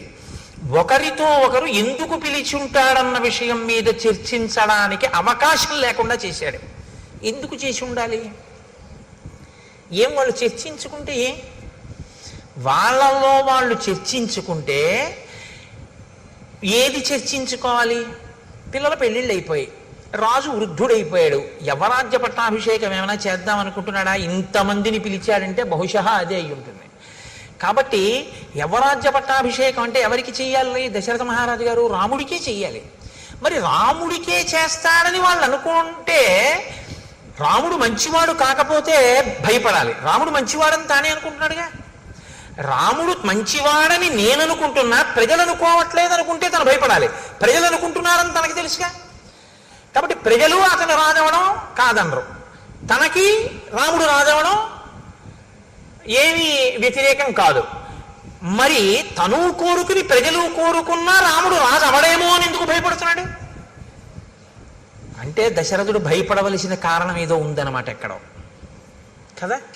ఇది ఊర్జిత కథోపేతంబు, ఇది మీరు పట్టుకోవలసి ఉంటుంది. అంటే ఏదో దాచాడు దశరథ మహారాజు గారు, అది మనకి తెలియదు, తెలుస్తుంది. ఎక్కడో ఏదో దాచాడు, భయపడుతున్నాడు. ఇది దృష్టిలో పెట్టుకునే భరతుడు మేనమామ గారి ఇంటికి వెళ్ళడాన్ని కూడా దూరదృష్టితో అంగీకరించాడు. ఇప్పుడు వచ్చినటువంటి వాళ్ళందరినీ కూర్చోపెట్టాడు. కూర్చోపెట్టి వేరొక వైపు నుంచి నరుక్కొచ్చి మాట్లాడుతున్నాడు. ఎంత గొప్పగా తను మనసులో ఒక నిర్ణయానికి వచ్చాడు దశరథుడు. తను నిర్ణయానికి రావడానికి కారణం ఆ నిర్ణయం చెయ్యవలసిన పరిస్థితి కాదు, ఆ నిర్ణయం తను బతికుండగా చేసి అమలు చెయ్యగలను చెయ్యలేను అన్న భయం చేత చేస్తున్నాడు. ఇది భయం అన్నది ఉంది అంటే దాని వెనక ఏదో చెయ్యకూడనిది ఒకటి చేసేసినటువంటి విషయం ఉంది. చెయ్యకూడనిది ఏదో ఒకటి ఇంతకుముందు చేసినది ఇప్పుడు చెయ్యవలసినటువంటి ధర్మానికి అడ్డుగా వస్తోంది. ఇప్పుడు ఈ అడ్డుగా వస్తున్నది 10 మందికి చెప్పలేనిది. 10 మందికి చెప్పలేని దాని నుంచి తప్పించుకుని చెయ్యవలసింది చేసేయాలనుకుంటున్నాడంటే తను భయపడుతున్నాడు. ఏమిటి ఆ విషయం? అది బయట తను ఎలా పడతాడు? పడడం. అందుని పడకుండా మాట్లాడాలి. ఇప్పుడు సభలో ఎంత అందంగా మాట్లాడుతున్నాడో చూడండి. దివ్యాంతరిక్షే భూమౌచ ఘోరముత్పాజం భయం సంచచేచ మేధావి శరీరే చత్మనోజరాం. ఈ మధ్యకాలంలో భూమి మీద అక్కడ నాకు ఉత్పాదములు కనపడుతున్నాయి. అందుకని నేను తొందరగా యవరాజ్య పట్టాభిషేకం చేసేద్దాము అని అనుకుంటున్నాను. నతు కేకయ రాజానం జనకం వా నరాధిప తరయా చానయామాస పశ్చాత్తౌ శ్రోష్యత ప్రియం. ఈ యవ్వరాజ్య పట్టాభిషేకం చెయ్యాలి అనుకుంటున్న విషయాన్ని మీరు జనక మహారాజు గారికి కానీ కేకయ రాజు గారికి కానీ తెలియనివ్వకండి. తెలియనివ్వకండి అనగానే అనుమానం వస్తుందా రాదా అండి? జనకుడికి ఎందుకు చెప్పకూడదు? వియ్యంకుడు. ఎట్లాంటి వియ్యంకుడు? హ్రస్వరోముడు తన తమ్ముడు, కుశధ్వజుడి తమ్ముడు. కుశధ్వజుడి తమ్ముడు, ఆ తమ్ముడి యొక్క 2 కూతుళ్ళు తనకి 2 కోడళ్ళు, జనకుడి యొక్క 2 కూతుళ్ళు తన 2 కోడళ్ళు. కాబట్టి ఇప్పుడు జనకుడి కూతుళ్ళ కిందే వస్తారు ఆ 4. కాబట్టి వియ్యంకుడు కదా, జనకుడిని పిలవాలి. పట్టాభిషేకం చేసేటప్పుడు పిలవద్దంటున్నాడు. అదేమిటంటే వియ్యంకుడికి చెప్పొద్దంటాడేమిటి? యవరాజ్య పట్టాభిషేకం చేస్తూ అని ఎవరైనా అనుకుంటారేమోనని అనుకోకుండా ఉండవలసిన రీతిలో మాట చెప్తున్నాడు. జనక మహారాజు గారికి చెప్పకండి, కేకయ రాజు గారికి చెప్పకండి, వాళ్ళిద్దరికీ తెలియక్కర్లేదన్నాడు. అంటే ఈ ఇద్దరే వద్దనడానికి ఏదో కారణం ఉందన్నమాట. ఈ ఇద్దరిని ఎందుకు వద్దంటున్నాడు అన్నది తర్వాత తెలుస్తుంది మనకి. ఊర్జిత కథోపేతంబు కదండి, తెలిసినా నేను చెప్పేయకూడదు, అలా చెప్పకుండా ఉండాలి కాసేపు గుంభనంగా. కాబట్టి వీళ్ళిద్దరికీ తెలియనివ్వకండి. అంటే మిగిలిన వాళ్ళు తెలివి తక్కువ వాళ్ళు ఏంటి, ఏమంటే వాళ్ళిద్దరికి ఎందుకండి చెప్పొద్దన్నాడు అంటారు. కార్యం తొందరగా పూర్తి చేయాలి. వాళ్ళు చాలా దూరంలో ఉన్నారు, వెళ్ళి చెప్పి తీసుకొచ్చేంత సమయం లేదు. అందుకని మీరేం చేస్తారంటే ఇప్పుడు వెళ్ళి చెప్పాలనుకోకండి, చేసేది మంచి పని కాబట్టి తెలుసుకుని వాళ్ళు సంతోషిస్తారని. ఇప్పుడు మీరు ఆలోచించే అవకాశం లేకుండా ఆపాడు. అంటే దశరథుడు అమాయకుడు ఏం కాడు, చాలా తెలివైనవాడు కదండి. చాలా ఆలోచించాడనమాట. ఎన్నో రాత్రులు ఆలోచించాడు. ఆలోచించి మిగిలిన వాళ్ళతో మాత్రం నేను ఈ విషయం మాట్లాడాలన్నాడు. అని పౌరులని, జానపదులని, సామంతుల్ని అందరినీ కూర్చోపెట్టి అన్నాడు, ఇదం శరీరం కృత్సనస్య లోకస్య చరతాహితం పాండురస్యాతపత్రస్య ఛాయాయాం జిరితం మయా. చాలా గొప్ప మాట అండి. నాకు రామాయణం అయోధ్యకాండలో చాలా ఇష్టమైన శ్లోకాల్లో ఇదొకటి. ఎంత అందంగా మాట్లాడాడంటే సభ యొక్క సానుభూతిని పొందే రీతిలో మాట్లాడాడు. ఈ తెల్ల గొడుగు కింద కూర్చుని నేను చాలా కాలంగా పరిపాలన చేస్తున్నానన్నాడు. రాజు రంగుల గొడుగుల కింద కూర్చోకూడదు, తెల్ల గొడుగు కిందే కూర్చోవాలి. ఇప్పుడు రేపు పాదుకా పట్టాభిషేకం చేసామనుకోండి, రంగు గొడుగు పెట్టకూడదు, తెల్ల గొడుగే పెట్టాలి. తెల్ల గొడుగు లేదనుకోండి చేయించేయాలి ఈలోగా. కాబట్టి తెల్లటి గొడుగు కింద కూర్చున్నాను నేను. ఇన్నేళ్ళు, కొన్ని వేల ఏళ్ళు కూర్చున్నాను. కొన్ని వేల ఏళ్ళు కూర్చోవడంలో నాకు తెలియలేదు సుమా అన్నాడంటే, రాజ్యాన్ని పరిపాలిస్తున్నటువంటి ఆనందంలో, ఈ భోగాల్లో ఈ శరీరం ముసలదైపోయింది అన్నాడు. తెల్ల గొడుగు కింద ఈ శరీరం జర్జరీభూతం అయిపోయింది అంటే తెలియకుండా భోగాల్లోనే జర్జరీభూతం అయిపోయింది. అది ముసలితనానికి వెళ్ళిపోతే ప్రాప్య వర్ష సహస్రాణి బహన్యాయూంషి జీవిత జీర్ణాస్యాస్య శరీరస్య విశ్రాంతిమభిరోచయే. ఈ జీర్ణమైపోయిన శరీరం ఇంకా పరిపాలన చెయ్యమంటే చెయ్యలేకపోతోంది.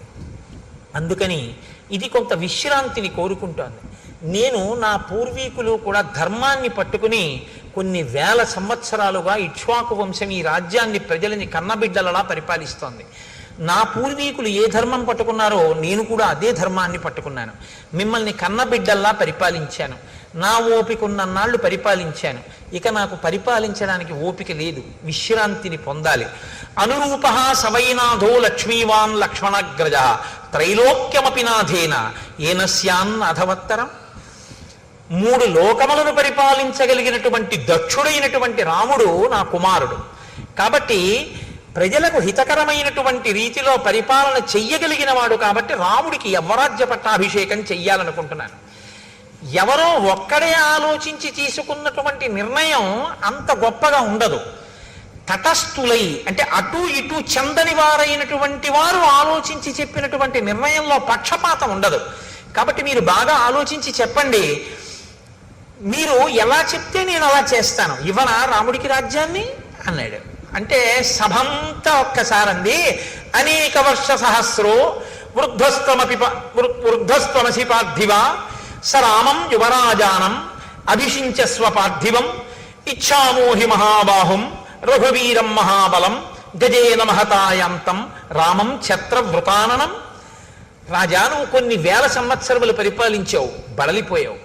మాకు కోరికగా ఉంది, ఎప్పుడెప్పుడు రాముడు రాజవుతాడా, ఎప్పుడెప్పుడు అంబారీ ఏనుగు మీద పెడతాడా, ఎప్పుడెప్పుడు తెల్లగొడుగు కింద కూర్చుని యువరాజుగా పెడతాడా, ఎప్పుడు చూస్తామా. వీళ్ళప్పుడే కళని ఇంకొంచెం ముందుకు తీసుకెళ్ళిపోయారు.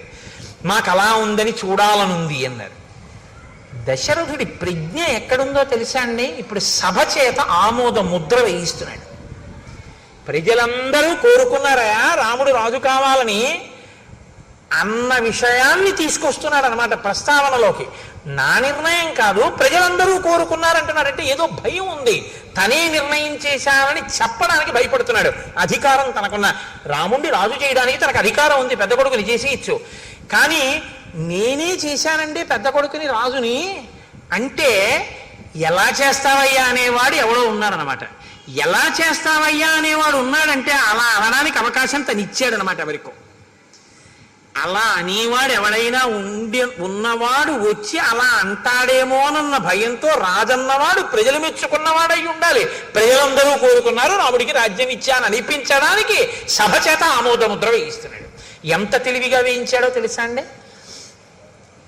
శృత్యైవ వచనం యన్మే రాఘవం పతిమిచ్చద రాజాన సంశయోయం వే కిమిదం మృతతత్వతః కథం ను మయి ధర్మేణ పృథివీం అనుశాసతి భవంతో ద్రష్టుమిచ్చంతి యువరాజం మమాత్మజం.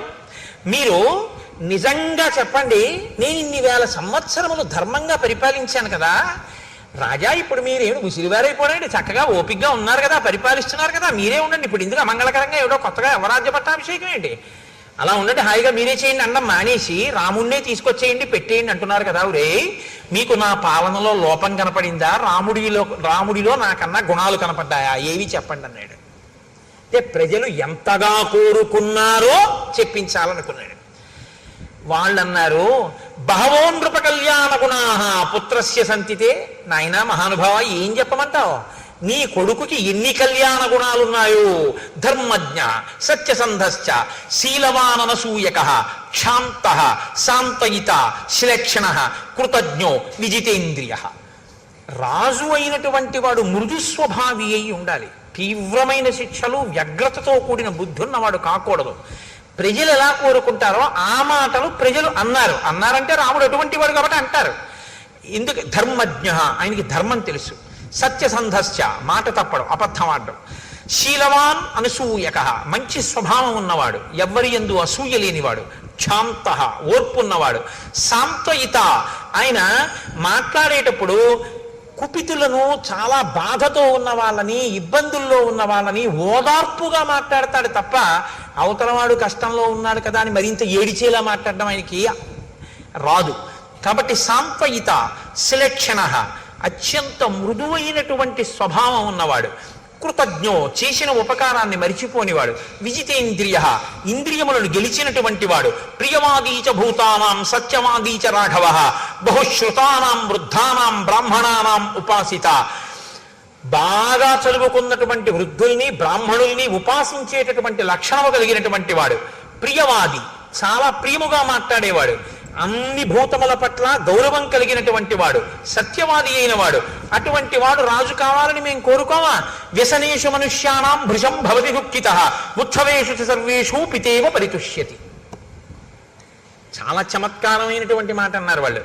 వ్యసనేషు మనుష్యానాం భృశం భవతి దుఃఖితః. ప్రజలు కష్టంలో ఉన్నప్పుడు తెలుసుకుని వాళ్ళు కష్టపడ్డారని బాధపడుతూనే ఉంటాడు రాముడు. ప్రజల్ని సుఖపెట్టడంలో తండ్రిలా సుఖపెడతాడు. ఏమిటి మాట అంటే, రాముడు పరిపాలన చెయ్యడం అంటే ఎలా ఉంటుందంటేట, ప్రజలకు ఒక కష్టం వచ్చింది అనుకోండి, ఆ కష్టం తీరిపోయిన తర్వాత రాముడు మాత్రం, ప్రజలు ఆ కష్టం మర్చిపోయారు, రాముడు మర్చిపోతాడు. నేను రాజునై ఉండగా ఒకానొకప్పుడు ప్రజలంతా కష్టపడ్డారు, నేను వాళ్ళని అప్పుడు సుఖ పెట్టలేకపోయానని ఇప్పటికీ తలుచుకు ఏడుస్తాట. ఇది అమ్మ లక్షణం అన్నారు. దానికి ఒక అద్భుతమైనటువంటి ఉపమానం ఇచ్చారు ఒక పెద్దలు అయిన వారు. ఒక వ్యాఖ్యానంలో ఒక తల్లి ఓ పసిపిల్లవాడిని తీసుకుని అక్కడ కూర్చోపెట్టుకుంది, బియ్యం ఏరుకుంటోంది. ఎవరో ఇంకో అమ్మలక్క వచ్చింది, ఈవిడ మాట్లాడుకుంటున్నారు. ఈ పిల్లవాడు తెలియని వాడు పాకుతూ వెళ్ళి పక్కనున్న పాడుపడ్డ బావిలో పడిపోయాడు. అమ్మా అని ఏడిచాడు. బాగా చీకటిగా ఉంది, నుయ్యి అందులో పడిపోయాడు. అయ్యో పిల్లాడు పడిపోయాడని గుండెలు బాదుకుంది ఆవిడ. బాదుకుంటే చుట్టుపక్కల వాళ్ళు వచ్చారు, నిచ్చెన వేసుకున్నారు, లోపలికి దిగారు. అదృష్టవశాత్తు ఇసుక కయ్య ఉంది అక్కడ. పిల్లవాడికి ఏం అవ్వలేదు. వాడు చిరునవ్వు నవ్వుతున్నాడు. వాడిని పైకి తీసుకొచ్చారు. ఒళ్ళేం దెబ్బలు తగలలేదు, రక్ష పెట్టారు. వాడు పెరిగాడు, పెద్దవాడు అయిపోయాడు. ఆ తర్వాత 20 ఏళ్ల తర్వాత గుంటూరులో రామాయణం జరుగుతోంది. ఈవిడ అక్కడికి వచ్చి ఈవిడ రామాయణానికి వచ్చింది. అప్పుడు బియ్యం ఏరుకుంటుంటే వచ్చిన ఆవిడ రామాయణానికి వచ్చింది. అయిపోయి ప్రసాదం దగ్గర ఇద్దరు కలుసుకున్నారు. ఈవిడ్ని తీసుకెళ్ళడానికి ఈవిడ కొడుకు కారేసుకొచ్చాడు. అమ్మ వచ్చేస్తావా? తీసుకెళ్ళిపోతానన్నాడు. ఈ రెండో ఈవిడ మీరు ఇంతకుముందు ఒంగోలులో కదా ఉండేవారు అన్నారు. అవును, మీరెవరంటే నేను ఏదో సత్యవతిని, మీరు రుక్మిణి కదా అనుకున్నారు. ఇద్దరు మాట్లాడుకున్న తర్వాత ఈ పిల్లాడు అమ్మ వచ్చేస్తావా అన్నాడు. మన ఇద్దరం మాట్లాడుకుంటుంటే నూతిలో పడిపోయిన వాడేనా వీడు అందావిడ. అంటే అవునమ్మా, అప్పుడు మా పిల్లాడు నా అదృష్టం కొద్దీ బతికాడు, కానీ బియ్యం ఏరుకుంటూ మీతో మాట్లాడుతూ ఉండిపోయాను. పిల్లాడు నా అదృష్టం కొద్దీ దక్కాడు, నిజంగా ఏమైపోనో పిల్లాడని ఆవిడ ఇప్పుడు కళ్ళు ఒత్తుకుంది. అప్పుడు పడిపోతే ఇప్పుడు కళ్ళు ఒత్తుకోవడం ఎందుకు అంటే, పిల్లాడి కష్టం తీరిపోయినా తల్లి మర్చిపోదు. తల్లి గుర్తు తెచ్చుకు బాధపడుతున్నది తల్లి మనసు. భృశం భవతి దుఃఖితః. రాముడు ఎప్పుడో ప్రజలకి కష్టం వచ్చినా తలుచుకు బాధపడతాడు, ఆ కష్టం పోయినా సరే. ఉత్సవేషు సర్వేషు పితేవ పరితుష్యతి. తండ్రి వాలంటరీ రిటైర్మెంట్ పెట్టేశాడు, ప్రావిడెంట్ ఫండ్ అమ్మేశాడు, అన్నీ కలిపి కొడుకు ఇచ్చేశాడు. కొడుకు అమెరికా వెళ్ళిపోయి అక్కడ ఏదో చదువుకున్నాడు, ఉద్యోగం వచ్చింది, పెద్దవాడు అయిపోయాడు. నాన్నగారంటే 6 కార్లు కొన్నానండి అన్నాడు. బ్రహ్మాండమైన ఇల్లు కట్టానండి అన్నాడు. తండ్రి అన్నీ ఇచ్చేశాడుగా, ఓ పెంకుటింట్లో ఉన్నాడు. రోహిణీ కార్తీ. ఈ రోహిణీ కార్తీలో నాన్నగారు ఈ మధ్యనే నాకు ప్రమోషన్ వచ్చింది కాబట్టి నాకు ఇంకో 1,00,000 రూపాయలు జీతం పెరిగింది నాన్నగారండి అని చెప్పి ఉత్తరం రాశాడు. ఈ పిచ్చి అయిన టైఫాయిడ్ వస్తే ఒరే ఒక్కసారి రారా అంటే, నాన్నగారండి ఇప్పుడే ప్రమోషన్ వచ్చింది నేను రాకూడదు, ఒక్క 4-5 రోజులు చూసి తగ్గకపోతే ఫోన్ చేయండి అన్నాడు వాడు. ఏదో తగ్గిపోయింది, ముసలాయన ఇంటికి వచ్చేసాడు. ఇప్పుడు ఈ ఉత్తరం వస్తే ఈయన తల మీద బట్ట వేసుకుని ఎదురింటికి పరిగెత్తుకెళ్ళి మా అబ్బాయికి 1,00,000 రూపాయలు జీతం పెరిగిందిట, ప్రమోషన్ వచ్చింది అని చెప్పాడు. ఈయన ఆ పిల్లాడికి డబ్బిచ్చి పెంకుటింట్లో ఉన్నాడు. వాడికి 1,00,000 రూపాయలు పెరిగితే ఈయనకేం వచ్చింది? ఈయనకి టైఫాయిడ్ వస్తే వాడు చూడడానికి కూడా రాలేదు. అయినా మరి ఈయనకి ఎందుకు సంతోషం అంటే పితేవ పరితుష్యతి. తండ్రి తనదంతా కొడుక్కిచ్చేసి కొడుకు సంతోషంగా ఉంటే తను సంతోషిస్తాడు తప్ప తను సంతోషంగా ఉండి కొడుకు ఏమీ లేకపోయినా నేను సంతోషంగా ఉన్నాను కదా వాడు ఎలా పోతే నాకు ఎందుకని తండ్రి అనలేడు. కాబట్టి తనకి లేకపోయినా తన ప్రజలు సంతోషంగా ఉంటే తన సంతోషంగా ఉంటాడు రాముడు. మాకు కష్టం వస్తే కష్టం తీరిపోయి మేము సంతోషంలో ఉన్నా మాకెప్పుడో కష్టం వచ్చిందని ఎప్పుడూ బాధపడతాడు రాముడు. ఇంకింతకన్నా రాజు కావడానికి అర్హత ఏంటయ్యా? అందుకు ఇచ్చేసేయి అవరాజ్య పట్టాభిషేకం చేసేయి రాముడికి, మేము సంతోషిస్తామన్నారు ప్రజలు. చాలా బాగుంది అన్నాడు, పొంగిపోయాడు. ఇటువంటి రాముడికి ఎందుకు పట్టాభిషేకం చేయాలని మేము అంటున్నామో తెలుసా? వాళ్ళు ఇంకొక బలమైన కారణం చూపించారు. స్త్రియో వృద్ధాస్తరుణ్యశ్చ సాయం ప్రాతః సమాహితాః సర్వాన్ దేవాన్ నమస్యంతి రామస్యార్థే యశస్వినః. ఏమీ తెలియనటువంటి వాళ్ళు, వృద్ధులైపోయిన స్త్రీలు, యవ్వనంలో ఉన్న స్త్రీలు ఉదయము సాయంకాలము కూడా వాళ్ళు ప్రార్థన చేసేటప్పుడు పెళ్లి కాని పిల్ల ప్రార్థన చేస్తే మంచి భర్త కోసం చేయాలి, వృద్ధులైన వాళ్ళు ప్రార్థన చేస్తే తన కుటుంబం కోసం చేస్తారు. వాళ్ళుట పొద్దున్న సాయంకాలం కూడా పూజ చేసేటప్పుడు మా రాముడు బాగుండాలని పూజ చేస్తున్నారు. అంటే మా రాముడు బాగుంటే రాజ్యం బాగుంటుంది, రాజ్యం బాగుంటే మేము అందరం బాగుంటాం, ఇంకా వేరే అక్కర్లేదు, మా రాముడు బాగుండాలి స్వామి అని ప్రార్థన చేస్తున్నారు. ఇంకింతకన్నా ఏం చెప్పమయ్యా? రాజు అవ్వకుండా అని అడిగారు. రాజు అయితే ఎంత ప్రార్థన చేస్తారో అంత ప్రజాహృదయములు చూరగొన్నవాడు రాముడు. కాబట్టి ఇచ్చేసేయి, అవరాజ్య పట్టాభిషేకం చేసేసేయి. రామమిందీవరశ్యామం సర్వశత్రు నిబర్హణం పశ్యయో యవ్వరాజ్యస్థం తవ రాజోత్తమాత్మజం. నీ కొడుకుకి నువ్వు రాజ్యం ఇచ్చి ఇందీవరశ్యాముడైనటువంటి రాముడు యువరాజు అయి తిరుగుతుంటే చూడాలనుందయ్యా, తొందరగా పట్టాభిషేకం చేయమన్నారు. వెంటనే దశరథుడు, బాగా గుర్తుపెట్టుకోండి, వశిష్ఠుణ్ణి అడగలేదు, జాబాలిని అడగలేదు, కాత్యాయనుణ్ణి అడగలేదు, ఏ పురోహితుణ్ణి అడగలేదు. ఒకవేళ అడిగితే ఇప్పుడు కన్నా బలమైన ముహూర్తం తర్వాత ఉందండి అన్నారనుకోండి, వశిష్ఠుడి మాట కాదనడం అంత తేలిక కాదు. అలా కాదులేండి గురుగారు ఈ ముహూర్తానికి చేసేద్దాం అన్నారు అనుకోండి, వశిష్ఠుడన్న ముహూర్తం కాదని తను పెట్టుకున్న ముహూర్తాన్ని నిర్ణయం చేయగలడా కులగురువుని కాదని? అడగకుండా ఉంటే గొడవ వదిలిపోతుంది. అడగకుండా ఉంటే గొడవ వదిలిపోతుందంటే ఎప్పుడు పెట్టాలి ముహూర్తం? ఓ 6 నెలలు పోయాక చేద్దాం అనుకుంటున్నానండి అన్నాను అనుకోండి, తొందర ఏం లేదనమాట దశరథుడికి. చాలా తొందరగా చేసేద్దాం అనుకుంటున్నాను, ఇదే ముహూర్తం అండి అన్నాడు అనుకోండి, పక్కన వశిష్ఠుణ్ణి పిలిచి, అదేమిటి అంటే తొందరగా పట్టాభిషేకం అయిపోవాలని ఎందుకో తొందరపడుతున్నాడు. ఎందుకు తొందరపడుతున్నాడు? అది ఇంకొకటి చెప్తాడు తప్ప అసలు కారణం చెప్పడు. కాబట్టి ఇప్పుడు అన్నాడు, మీరు తొందరగా వెళ్ళి వశిష్ఠాది మహర్షుల్ని తీసుకురండి అన్నాడు.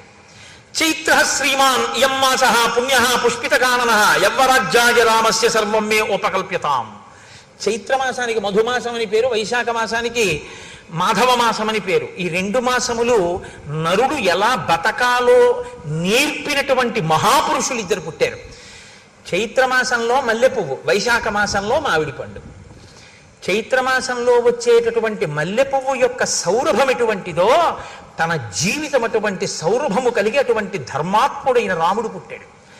వైశాఖ మాసంలో మామిడి పండు మామిడి చెట్టు కదండి కాస్తుంది. మిగిలినటువంటి చెట్లకి సంస్కృతంలో రకరకాల పేర్లున్నాయి. ఒక్క మామిడి చెట్టుకు మాత్రం రసాలమని పేరు. రసోవై సహా అని ఈశ్వరుడికి పేరు. అసలు ఆ మామిడి చెట్టు పేరే ఈశ్వరుడి పేరు. ఈశ్వరుడి అన్న పేరున్న చెట్టు కాసిన కాయ. కైలాస శంకరుడు కాలడి శంకరుడిగా వచ్చాడు. వైశాఖ శుక్ల పంచమి శంకర జయంతి. మనం మనుషులుగా ఎలా బతకాలో, వేదాన్ని ఎలా నేర్చుకోవాలో, ఎలా అనుష్ఠించాలో శంకర భగవత్పాదులు చెప్పారు. మామిడి పండు వచ్చిన మాధవ మాసంలో పండు లాంటి శంకరాచార్యుల వారు మల్లెపువ్వు విరివిగా దొరికేటటువంటి మధుమాసంలో చైత్రమాసంలో రామచంద్రమూర్తి ఇద్దరూ ఉద్భవించి ఇది తన సువాసన చేత అది తన తీపి చేత తాపాన్ని తీర్చినట్టు సంసార భ్రమణ పారితాపోప శమనాన్ని కల్పించారు ఇద్దరు. ఒకరు ధర్మాన్ని అనుష్ఠించి చూపించారు, ఒకరు ధర్మాన్ని బోధ చేసి చూపించారు. కాబట్టి చైత్ర శ్రీమాన్ అయం మాస పుణ్య పుష్పితకానన యవ్వరాజ్యాయ రామస్య సర్వం మే ఉపకల్ప్యతాం. ఈ చైత్రమాసం చాలా గొప్పదయా. అడవిలో పువ్వులన్నీ పూస్తాయి, పుష్పితకానన చెట్లన్నీ విరబూసి ఉంటాయి. కాబట్టి ఇది చాలా గొప్ప నెల. కాబట్టి ఇప్పుడు నేను పట్టాభిషేకం చేసేద్దాం అనుకుంటున్నాను. కాబట్టి వెంటనే వశిష్ఠుణ్ణి పిలిపించాడు, జాబాలుని పిలిచాడు, కాత్యాయనుణ్ణి పిలిచాడు. వశిష్ఠ, మీరు వెంటనే ఏర్పాట్లు చేసేయండి. ఎప్పుడో తెలుసా? ముహూర్తం రేపే. పుష్యమీ నక్షత్రం ఉండగా రేపు పట్టాభిషేకం చేసేస్తున్నాను రాముడికి, యవరాజ్య పట్టాభిషేకం అయిపోవాలి, మీరు ఏర్పాట్లు చేసేయండి అన్నాడు. ఏమిటంత హడావిడి? అంత అకస్మాత్తుగా రేపే పట్టాభిషేకం పెట్టేయడం ఎందుకు అంటే వశిష్ఠుడు అడగడు. ఎందుకు అడగడో తెలుసా? అడిగితే చెప్తాడు, తన గౌరవం పోగొట్టుకోడు. తనని అడగలేదంటే జరుగుతుందో జరగదో వశిష్ఠుడికి తెలుసు. ఇంత తొందరపడి ఏదో కప్పడానికి పెట్టిన ముహూర్తం నిలబడుతుందా? ఇది నిలబడదని వశిష్ఠుడికి తెలుసు. నిలబడదని తానని గౌరవం పోగొట్టుకోవడం ఎందుకు? ఊరుకున్నాడు. పెద్దలు పెద్దలే, తమను అడిగితే చెప్తారు, అడగకపోతే ఎందుకు? ఊరుకుంటాడు. కాబట్టి ఊరుకున్నాడు. ఏర్పాట్లు చేయమన్నాడు కదూ. కాబట్టి ఆయన పిలిచి అన్నాడు, సువర్ణాదీని రత్నాని బలీన్ సర్వౌషధీరపి శుక్లమాల్యాంశ్చ లాజాంశ్చ పృథక్చ మధుసర్పిషి ఆహతాని చ వాసాంసి రథం సర్వాయుధాన్యపి చతురంగ బలంచైవ గజంచ శుభలక్షణం చామర వ్యజనే శ్వేతే ధ్వజం చక్రం చ పాండురం శతంచ శాతకుంభానాం కుంభానామద్వివర్చసాం హిరణ్య శృంగం వృషభం సమగ్రం వ్యాఘ్రచర్మ చ ఉపస్థాపయత ప్రాతః అగ్నిగారం మహీపతే. ఆ సేవకులందరినీ పిలిచి మంత్రుల్ని అన్నాడు, మీరు బంగారాన్ని, రత్నాల్ని, ఓషధుల్ని, పేలాల్ని, బంగారు పాత్రల్ని, చతురంగ బలాల్ని, శుభలక్షణములు కలిగినటువంటి భద్రగజాన్ని, తెల్లటి గొడుగుని, 100 పాత్రల్ని, బంగారు తొడుగులు ఉన్నటువంటి ఒక ఎద్దుని, పూర్తిగా ఉన్నటువంటి ఒక పులి చర్మాన్ని, వీటన్నింటినీ కూడా రాజుగారి యొక్క అగ్నికార్యం చేసుకునేటటువంటి గదిలో పెట్టండి అన్నాడు. నిత్యాగ్నిహోత్రీకుడు అయిన దశరథ మహారాజు గారు. కాబట్టి ఆయన గదిలో పెట్టండి అన్నాడు. తెల్లవారేటప్పటికి, రేపు సూర్యోదయం అయ్యేటప్పటికీ స్వస్తివాచకం చెయ్యాలి మనం అందరం కూడా. కాబట్టి ఈ స్వస్తివాచానికి అందరూ సిద్ధంగంటని ఋషుల్ని పురోహితుల్ని పురమాయించాడు. అందరూ చాలా సంతోషపడిపోయారు. ఎక్కడి వాళ్ళు అక్కడ పనుల మీద బయలుదేరారు. సుమంత్రుణ్ణి పిలిచాడు, తొందరగా వెళ్ళి రాముణ్ణి తీసుకురా అన్నాడు. ఉన్నవాడు ఉన్నట్టు సుమంత్రుడు వెళ్ళాడు, రాముణ్ణి రథం ఎక్కించుకున్నాడు, తీసుకొస్తున్నాడు. ఆ గవాక్షంలో నిలబడి చూశాడు రాముడు వస్తుంటే. అబ్బా, ఎంత అందగాడు నా కొడుకు అనుకున్నాడు. ఎంత విఖ్యాతమైన పౌరుషం ఉన్నవాడు. దీర్ఘబాహుం మహాసత్వం మాతంగగామినం చంద్రకాంతాననం రామం అతీవ ప్రియదర్శనం రూపౌదార్య గుణై పుంసాం దృష్టి చిత్తాపహారిణం ఘర్మావితప్తాహ పర్జన్యం హ్లాదయంతమివ ప్రజాః నతర్ప సమాయంతం పశ్యమానో నరాధిపః. అటువంటి రాముణ్ణి రథంలో వస్తుండగా సింహవిక్రమం ఉన్నవాణ్ణి, చంద్రుడు ఎలా ఉంటాడో అటువంటి కాంతితో ఉన్నవాణ్ణి, దీర్ఘమైనటువంటి బాహువులు ఉన్నటువంటి వాణ్ణి, ఏనుగు వంటి నడకున్నవాణ్ణి, ఆ రాముణ్ణి చూసుకుని పొంగిపోయాడు. అలా నిలబడి అక్కడే ఆ సంతోషంతో రాముడు దిగి పైకి వస్తున్నాడు. తను అలా చూస్తున్నాడు. రాముడి దగ్గరికి వచ్చాడు. పక్కకి వచ్చి స ప్రాంజలిరభిప్రీత్య ప్రణత పితురంతికే నామస్వం శ్రవయం రామో వవందే చరణౌ పితుహు. ఆయన దగ్గరకు వచ్చి రామవర్మన్ హంభో అభివాదయే అని తండ్రి గారి దగ్గరికి వచ్చి తండ్రి గారి పాదాలు ముట్టుకుని తన పేరు చెప్పి నమస్కారం చేశాడు. చాలా సంతోషించాడు. దగ్గర కూర్చోపెట్టుకున్నాడు. నాయనా, నీతో నేను కొన్ని విషయాలు మాట్లాడాలి, అందుకని పిలిచాను రా అన్నాడు. కూర్చోపెట్టాడు.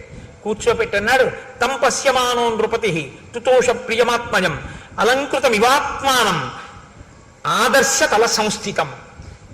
రాముడికి ఎదురుగుండా దశరథుడు కూర్చున్నట్టు. మాట్లాడదాం అనుకుని ఇలా చూసేట రాముణ్ణి. చూస్తే ఎలా అనిపించిందంటేట, తను యవ్వనంలో ఉన్నప్పుడు బాగా ముస్తాబై అద్దం ముందుకెళ్ళి నిలబడితే తన ప్రతిబింబం ఎలా కనపడుతుందో అలా అన్ని విధాలా తన పోలికలతో తను యవ్వనంలో ఎలా ఉండేవాడో అలా కనపడ్డట రాముడు. ఎంత ప్రీతి చెందాడోట నా కొడుకు. శున అలా ఉన్నాడని పొంగిపోయేట పిచ్చి దశరథుడు. ఎంత బాధపడతాడో నిజంగా. దశరథ పరితాపం చదవడమే కష్టంగా ఉంటుంది. కాబట్టి ఇప్పుడు ఆ కొడుకుని చూసుకుని అన్నాడు, నాయనా నిన్ను పుష్యమీ నక్షత్రం ఉండగా నీకు యవ్వరాజ్య పట్టాభిషేకం చేస్తానన్నాడు. రామాయణ కాలంలో వారాలు లేవు. ఆదివారం, సోమవారం, మంగళవారం, బుధవారం అప్పుడు లేవు. అవి ఇప్పుడు వచ్చాయి. అప్పుడు నక్షత్రాలు బట్టే చెప్పేవారు. కాబట్టి పుష్యమీ నక్షత్రంలో నీకు యవ్వరాజ్య పట్టాభిషేకం చేస్తాను. నువ్వు మంచివాడివే, కానీ నీ ఎందున్న ప్రీతి చేత నేను నీకు కొన్ని మంచి మాటలు చెప్తాను. నువ్వు భూయో వినయమాస్థాయ, ఇంకా బాగా వినయంగా ఉండడం నేర్చుకో. భవనిత్యం జితేంద్రియ, బాగా జితేంద్రియుడు కావాలి. కామక్రోధ సముద్ధాని త్యజేధా వ్యసనానిచ, నాయన కామక్రోధములను అణిచిపెట్టి వ్యసనములను విడిచిపెట్టి నువ్వు చాలా మంచివాడవన్న పేరు తెచ్చుకోవాలి. సరే వెళ్ళిరా, రేపు ఉదయం నీకు పట్టాభిషేకం. ఒక్క మాట అంటే ఒక్క మాట. అబ్బా నాన్నగారండి ఎంత మంచి మాట చెప్పారండి, మా ఫ్రెండ్స్కి వెళ్ళి పార్టీ ఇవ్వాలని ఏం అనలేదు. నువ్వు ఇంకా బాగా వృద్ధిలోకి రావాలి ఏమనలేదు. వచ్చాడు, నమస్కారం పెట్టాడు, నాన్నగారు చెప్పారు, విన్నాడు, వెళ్ళిపోయాడు. అంతే. అది రాముడు అంటే. కదలనివాడు ఆయన, కదులుతున్నవి మిగిలినవి. వెళ్ళిపోయాడు. వెళ్ళిపోయిన తర్వాత వశిష్ఠాదుల్ని పిలిచాడు. ఓ మాట చెప్పాడు, నువ్వు వెళ్ళి ఉపవాస వ్రతం చేయించు సీతారాములతో అన్నాడు. అని మళ్ళీ అంతఃపురంలోకి వెళ్ళాడు. మళ్ళీ సుమంత్రుడిని పిలిచాడు. మళ్ళీ వెళ్ళి రాముణ్ణి అకస్మాత్తుగా తీసుకురా. అంటే మీకు ఒక విషయం బాగా గమనించాలి. ఇప్పుడు దశరథుడు మనస్సు స్థిరంగా లేదు, ఏదో భయపడుతున్నాడు. ఆ పని అవుతుందా, చాలా ఉద్వేగంగా ఉన్నాడు. రాముడికి పట్టాభిషేకం చేసేస్తానా, అయిపోతే బాగున్నాం, ఏదో కంగారు పడిపోతున్నాడు. మళ్ళీ పిలవమన్నాడు. మళ్ళీ వెళ్ళాడు సుమంత్రుడు. ఆశ్చర్యపోయాడు రాముడు. అదేంటి ఇప్పుడే వచ్చావు అన్నాడు. దశరథుడు మళ్ళీ పిలుస్తున్నాడు. వస్తావో రావో నీ ఇష్టం అన్నాడు. తప్పకుండా వస్తాను, కానీ నాన్నగారు మళ్ళీ వెంటనే ఎందుకు పిలిచారు? మళ్ళీ వెళ్ళాడు. మళ్ళీ వెళ్ళి అంతఃపురంలో మళ్ళీ ఎదురుగుండా వెళ్ళి నమస్కారం చేసి నించున్నాడు. కూర్చున్నాడు. అనుభూతాని చేష్టాని మయా వీర సుఖాన్యపి దేవర్షి పితృ విప్రాణాం అనృణోస్మి తథాత్మనః. నాయన రామ, నేను చాలా పెద్దవాడిని అయిపోయాను. నేను ఎన్ని భోగాలు అనుభవించాలో అన్ని నేను అనుభవించేశాను. దేవర్షి పితృ విప్రాణాం, దేవతల యొక్క, పితృ అంటే తండ్రి యొక్క, విప్ర బ్రాహ్మణుల యొక్క, మధ్యలో దేవర్షి ఋషుల యొక్క రుణాన్ని నేను తీర్చేసుకున్నాను. కాబట్టి నా ప్రయోజనం పూర్తయిపోయింది. అనేక యజ్ఞయాగాలు చేశాను, దేవతల రుణం తీర్చుకున్నాను. ఋషులు ఇచ్చినటువంటివి చదువుకున్నాను, ఋషి రుణం తీర్చుకున్నాను.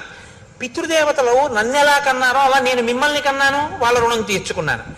బ్రాహ్మణులకి విశేషమైన దానాలు చేశాను, దానివల్ల వాళ్ళ రుణం తీర్చుకున్నాను. నాకు అన్ని రుణాలు తీరిపోయాయి. కానీ రామ, ఈ మధ్య నాకు దుశ్శకునములు కనపడుతున్నాయి, పగటిపూట కనపడుతున్నాయి, స్వప్నంలో కనపడుతున్నాయి. అకస్మాత్తుగా ఉల్కలు నేల మీద పడుతున్నాయి. నా జాతకంలోకి సూర్యాంగారక రాహుభి, సూర్యుడు, అంగారకుడు, రాహువు ముగ్గురు కూడా నా జన్మ నక్షత్రాన్నంతటినీ కూడా ఆక్రమించి ఉన్నారు. కాబట్టి నేను ఉంటానా ఉండనా అన్నది అనుమానాస్పదం. నేను ఎంతకాలం ఉంటానో తెలియదు. దానితో పాటు నీతో ఒక మాట చెప్తాను. తద్యావదేవమే చేతో నవిముంచతి రాఘవ తావదేవాభిషించస్వ చలాహి ప్రాణినామ్మతి. రామ, నిన్ను పిలిచి పట్టాభిషేకం చేస్తానన్నాను కదా రేపు పొద్దున్నే. అలా చెయ్యాలని అనుకుంటున్నాను, కానీ మనుష్యుల యొక్క మనస్సులు ఉన్నాయి చూసావు, ఇవి మారిపోతుంటాయి. కాబట్టి నా మనసు మళ్ళీ మారకముందే ఈ యవరాజ్య పట్టాభిషేకం అయిపోని. అలా ఎందుకు మారుతుంది నాన్నగారు మీ మనస్సు? అడగడు రాముడు. మారితే ఏమవుతుంది? ఇవ్వడు. ఇవ్వకపోతే ఏమవుతుంది? నేను ఆయన కొడుకునే, నాకు తండ్రి అంతే. కాబట్టి ఇంకెందుకు? నాకు ధర్మం ఏమిటి? నాన్నగారు చెప్తే రాజ్యం పుచ్చుకోవడం, నాన్నగారు వద్దంటే మానేయడం. కాబట్టి నా కలవరం ఏమిటి? ఊరుకుంటాడే. ఎవరు తొట్టుపడిపోతున్నాడు? దశరథుడు తొట్టుపడిపోతున్నాడు. ఇంకొక మాట అన్నాడు దాంతోపాటు. నాయన, విప్రోషితశ్చ భరతో యవదేవ పురాదిత తావదేవాభిషేకస్తే ప్రత్తకాలో మతో మమ కామం ఖలు సతాం వృత్తే భ్రాతాతే భరతస్థిత జ్యేష్ఠానువర్తీ ధర్మాత్మ సానుక్రోశో జితేంద్రియ కింటు చిత్తం మనుష్యానాం అనిత్యమితి మే మతి సతాం తు ధర్మ నిత్యానాం కృతశోభిచ రాఘవ. భరతుడు చాలా దూరదేశంలో ఉన్నాడు, వాళ్ళ తాతగారి దగ్గర ఉన్నాడు ప్రస్తుతం. భరతుడు వాళ్ళ మేనమామ గారి ఇంటి నుంచి అయోధ్యకి వచ్చే లోపలే నీ పట్టాభిషేకం అయిపోవాలి. అంటే చిన్న విషయాన్ని బయట పెట్టాడు ఇక్కడ. భరతుడు వచ్చే లోపల ఎందుకు అయిపోవాలి? రాముడి తర్వాత వాడు భరతుడు.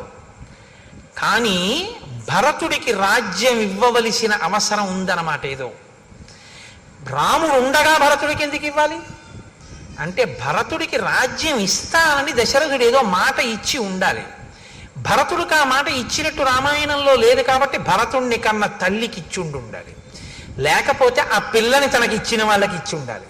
అది వాళ్ళకి తెలియకుండా ఈ పట్టాభిషేకం అయిపోవాలి. ఎందుకంటే ఇప్పుడు పిల్లలు పుట్టాక రాముడి మీద వ్యామోహం పెరిగింది. పెద్దవాడు ధర్మాత్ముడు, ఏది చూసి రాముడికి ఇవ్వకుండా ఉండను. అందుకని ఇప్పుడు రాముడికి ఇచ్చేయడానికి, భరతుడికి ఇవ్వకుండా ఉండడానికి భరతుడు రాకుండా చేసేస్తాను అంటూ, నాయన అతను చాలా మంచివాడు, నిన్ను అనువర్తిస్తాడు, జ్యేష్ఠుడంటే ప్రేమ ఉన్నవాడు, గౌరవం ఉన్నాడు, భరతుడు తక్కువవాడని నేను అన్న, చాలా మంచివాడు. కానీ రామ ఏం చెప్పగలం, ఎవరి మనసులు ఎప్పుడు ఎలా ఉంటాయో అంటే. లోపల ఏమిటంటే, ఒకవేళ భరతుడికి రాజ్యం ఇమ్మని ఎవరైనా అడిగినా నువ్వు మాట ఇచ్చావు కదా ఈ అన్నా, అలా నాకు అక్కర్లేదు రాముడికే ఇవ్వండి అని భరతుడు అంటాడని ఒక నమ్మకం. ఏమో రాజ్యం కదా, మీరు మాట ఇచ్చారు కదా నాన్నగారు నాకే చేయండి అంటాడేమో అని భయం. అందుకని ఎవరి మనసులు ఎలా ఉంటాయో అన్నాడు. అని మళ్ళీ అన్నాడు, బయలుదేరు వెళ్ళి ఉపవాసం చేయి, రేపు పొద్దున్న ఇచ్చేస్తాను, పట్టాభిషేకం చేసేస్తాను అంటే. ఎంత కదిలిపోతున్నాడో దశరథుడు. ఆ రాత్రి దశరథుడి జీవితంలో ఎంత భయం తొట్టుపాటు ఉన్న రాత్రో మీరు గమనించండి. కానీ మళ్ళీ వశిష్ఠ మహర్షిని పిలిచాడు. సీతారాములకి ఉపవాసం చెయ్యమని చెప్పావా, వెళ్ళు చెప్పిరా అన్నాడు. ఆయన ప్రత్యేక రథం వేసుకుని రాముడి అంతఃపురానికి వెళ్ళారు. వశిష్ఠ మహర్షే వచ్చారని తెలుసుకుని రామచంద్రమూర్తి గబగబా బయటికి వెళ్ళి వశిష్ఠ మహర్షికి నమస్కారం చేసి చెయ్యిచ్చి రథంలోంచి కిందకి దింపారు గౌరవానికి. దింపి లోపలికి తీసుకెళ్లారు, కూర్చోపెట్టారు. ఆయన అన్నారు, ఇత్యుక్త్వా సతదారామం ఉపవాసం యతవ్రతం మంత్రవత్కారయామాస వైదేహ్యా సహితం ముని. నాయనా నీకో మంత్రం ఇస్తున్నాను, నువ్వు ఉపవాసం చెయ్యి అన్నారు. మనకి ఇవాళ రేపు ఉపవాసం అంటే ఏమిటి అంత అల్లరి ఉంటుందా అనిపిస్తుంది మనకి. కానీ చిత్రం ఏమిటో తెలుసా అండి, అసలు ఉపవాసం అన్న మాట ఎందుకు వచ్చిందో మీరు తెలుసుకోవాల్సి ఉంటుంది. ఉప అంటే సమీపమునందు, వసి అంటే నివసించుట. ఉపవాసము అనేటటువంటిది ఎప్పుడు పడితే అప్పుడు చెయ్యమని శాస్త్రం చెప్పలేదు. ఇది మీరు బాగా గమనించాలి. మొదట ఉపవాసము అన్నది ఎందుకు వచ్చిందో తెలుసా అండి, బాధను గుర్తెరుగుట కొరకు. ఇది ముందు తెలుసుకోవాలి. ఎందుకు గుర్తెరుగుట కొరకు అంటే, తినగలిగి తినకూడదు. మీరు తినగలరు, ఆకలి ఉంది కానీ తినరు. ఇప్పుడు బాధ వేస్తుందా వేద, ఆకలి వేస్తుందా వేద, వేసేస్తుందా టైంకి, కానీ మీరు తినరు. ఇప్పుడు నీరసంగా ఉంటుందా ఉండదా, ఉంటుంది. జాగరణ ఎందుకు చేయాలి, నిద్ర వస్తుంది కానీ పడుకోరు. ఎందుకు పడుకోరు, ఇంట్లో అన్నీ ఉన్నాయి, చక్కగా పడకుంది అన్నీ ఉన్నాయి కానీ పడుకోరు. పడుకోకపోతే ఉండే బాధ ఏమిటో అనుభవిస్తారు, అన్నం తినకపోతే ఉండే బాధ ఏమిటో అనుభవిస్తారు. ఈ రెండు ఎందుకు అనుభవిస్తారు ఉపవాసంలో అని చెప్పారో తెలుసా అండి. శరీరంలోంచి జీవుడు నిష్క్రమిస్తాడు, ఏదో ఒకనాడు వెళ్ళిపోవాలి, తప్పదు, ఇందులోంచి వెళ్ళిపోతాడు. వెళ్ళిపోయినప్పుడు బాధతో వెళతాడు తప్ప సంతోషంతో వెళ్ళడు. వెళ్ళిపోయేటప్పుడు చాలా సుఖంగా ఉంటుందని మీరు అనుకోవద్దు, చాలా బాధగానే ఉంటుంది. వినిర్ముక్తం అయ్యేటప్పుడు ఒక్కొక్కసారి 1,00,000 తేళ్లు కుట్టిన బాధ ఉంటుందని చెప్పారు. ఆ వినిర్ముక్తమైనప్పుడు బాధలో ఈశ్వరుడు ఎలా గుర్తొస్తాడు మీకు, ప్రయత్నపూర్వకంగా బాధలో ఈశ్వర స్మరణ మీరు అలవాటు చేసుకోవాలి. కాబట్టి తినగలిగి తినకుండా ఈశ్వర స్మరణ, పడుకోగలిగి పడుకోకుండా ఈశ్వర స్మరణ, అది జాగరణ ఉపవాసం. అది అందుకొచ్చింది. అది మీ ఇష్టం వచ్చినట్టు చేశారనుకోండి, ఈ శరీరాన్ని బాధ పెట్టిన పాపం మీ ఖాతాలో వేస్తారు. మరి ఉపవాసం ఎప్పుడు చెయ్యాలి, మీ ఇష్టం కాదు, శాస్త్రం నిర్ణయం చేసింది ఎప్పుడు చెయ్యాలో. ఒక్క ఏకాదశి నాడు మాత్రమే ఉపవాసం చెయ్యాలి. ఏకాదశి తిథి ఉపవాసం, ద్వాదశి పారణ. సూర్యోదయం అవగానే ఎంత తొందరగా వీలైతే అంత తొందరగా భోజనం చేసేయాలి. యంత్రాలని కూడా ఏం చేస్తా అంటే షట్ డౌన్ అని ఆఫ్ చేస్తారు కొన్నాళ్ళు. ఓ 2 రోజులు విశ్రాంతిని ఇస్తారు, ఘర్షణ పుట్టేస్తుందని. మీరు ఈ శరీరంలో కొన్నింటిని ఆపడం మీ తరం కాదు, ఆపకూడదు కూడా. గుండె ఆపుతానంటే 2 రోజులు రెస్ట్ ఇస్తానంటే కుదరదు, ఊపిరితిత్తులు ఆపుతానంటే కుదరదు. కానీ అన్ని అవయవాలకి కావలసినటువంటి రక్తాన్ని తయారు చేయడానికి, తీసుకున్న పదార్థాన్ని జీర్ణం చెయ్యడానికి ఈ వ్యవస్థ నిరంతరం పనిచేస్తుంది. నిరంతరం పనిచేసే ఈ వ్యవస్థకి విశ్రాంతినిస్తే అది మరింత సంతోషంగా పనిచేస్తుంది.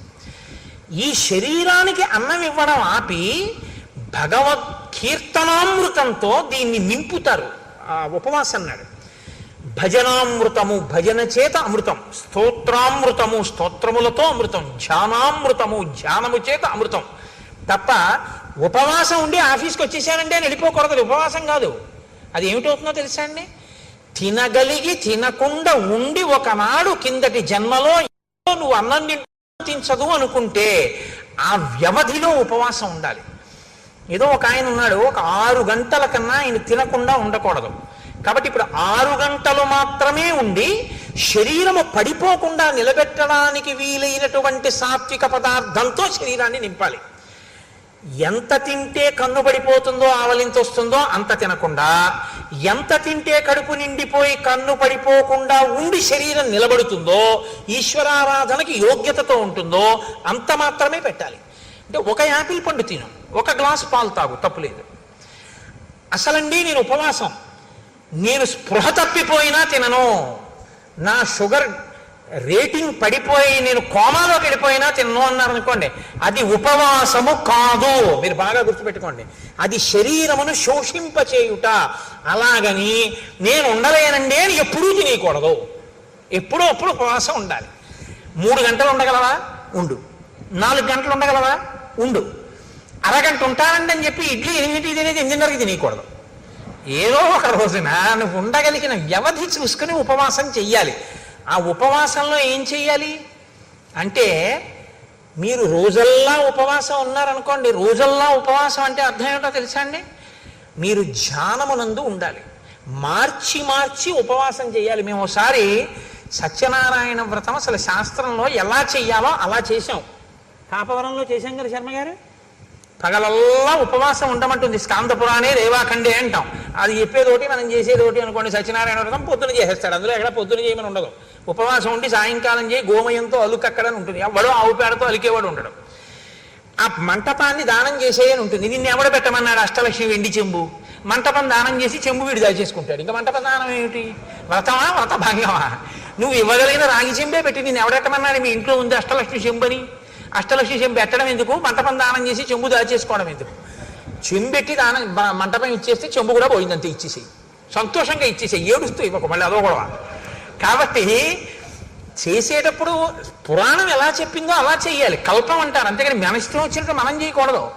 పగలంతా ఉపవాసముండుట అంటే మార్చి మార్చి ఈశ్వర సేవ చేస్తూ ఆయనకు దగ్గరగా ఉండాలి.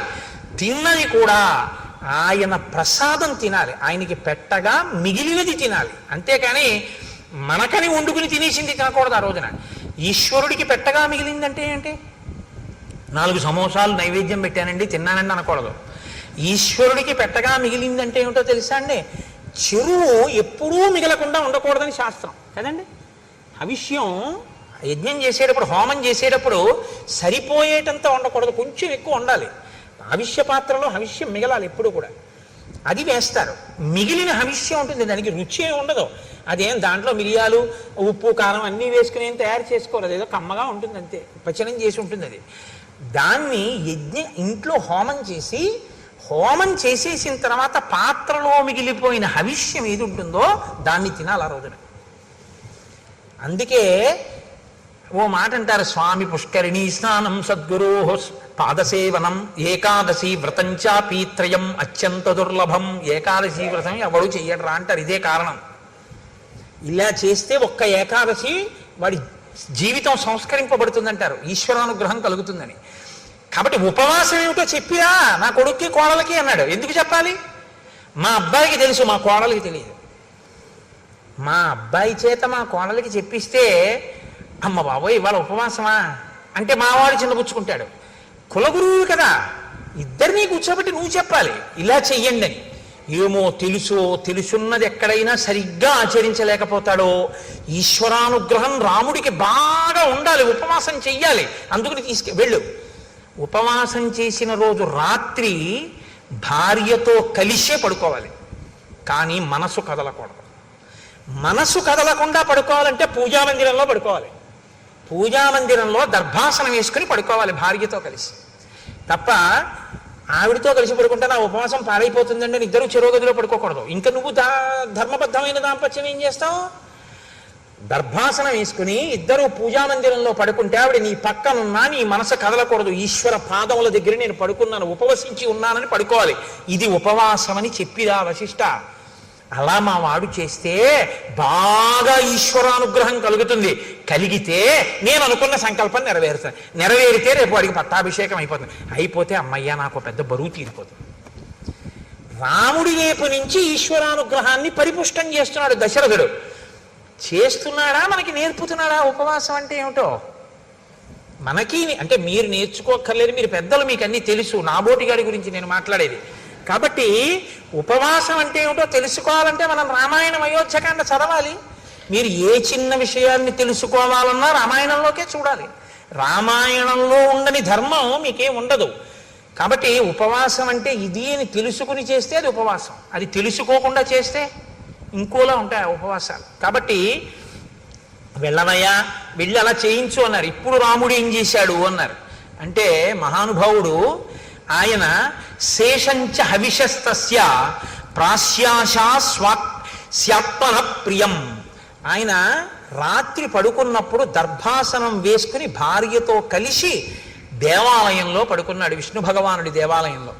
ఉదయం వేళ స్నానం చేసి గాయత్రి చేసి సంధ్యావందనం చేసుకుని, రాత్రి కదండి చెప్పాడు ఉపవాసం చేయమని.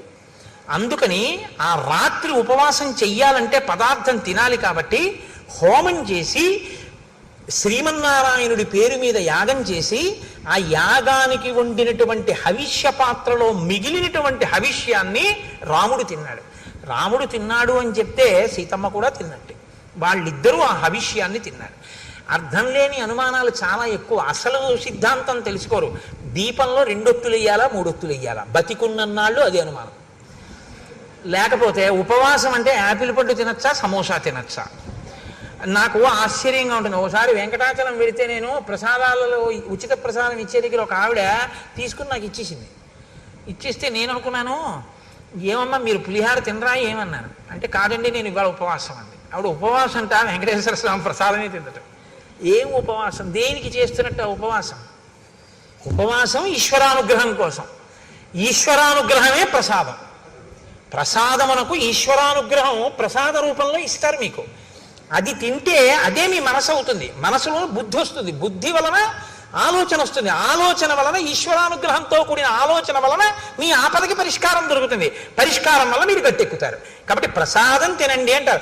ప్రసాదం వదిలేస్తే సత్యనారాయణ స్వామి వారి వ్రతకథలో కూతురు అల్లుడి గారి పడవ మామగారి పడవ మునిగిపోయాయి అంటారు. అంటే ఆ శాడిస్తే సత్యనారాయణ స్వామి ప్రసాదం తినని వాడు ఎవడు పడవల ముంచేద్దామని చూస్తాడనే దాని అర్థం.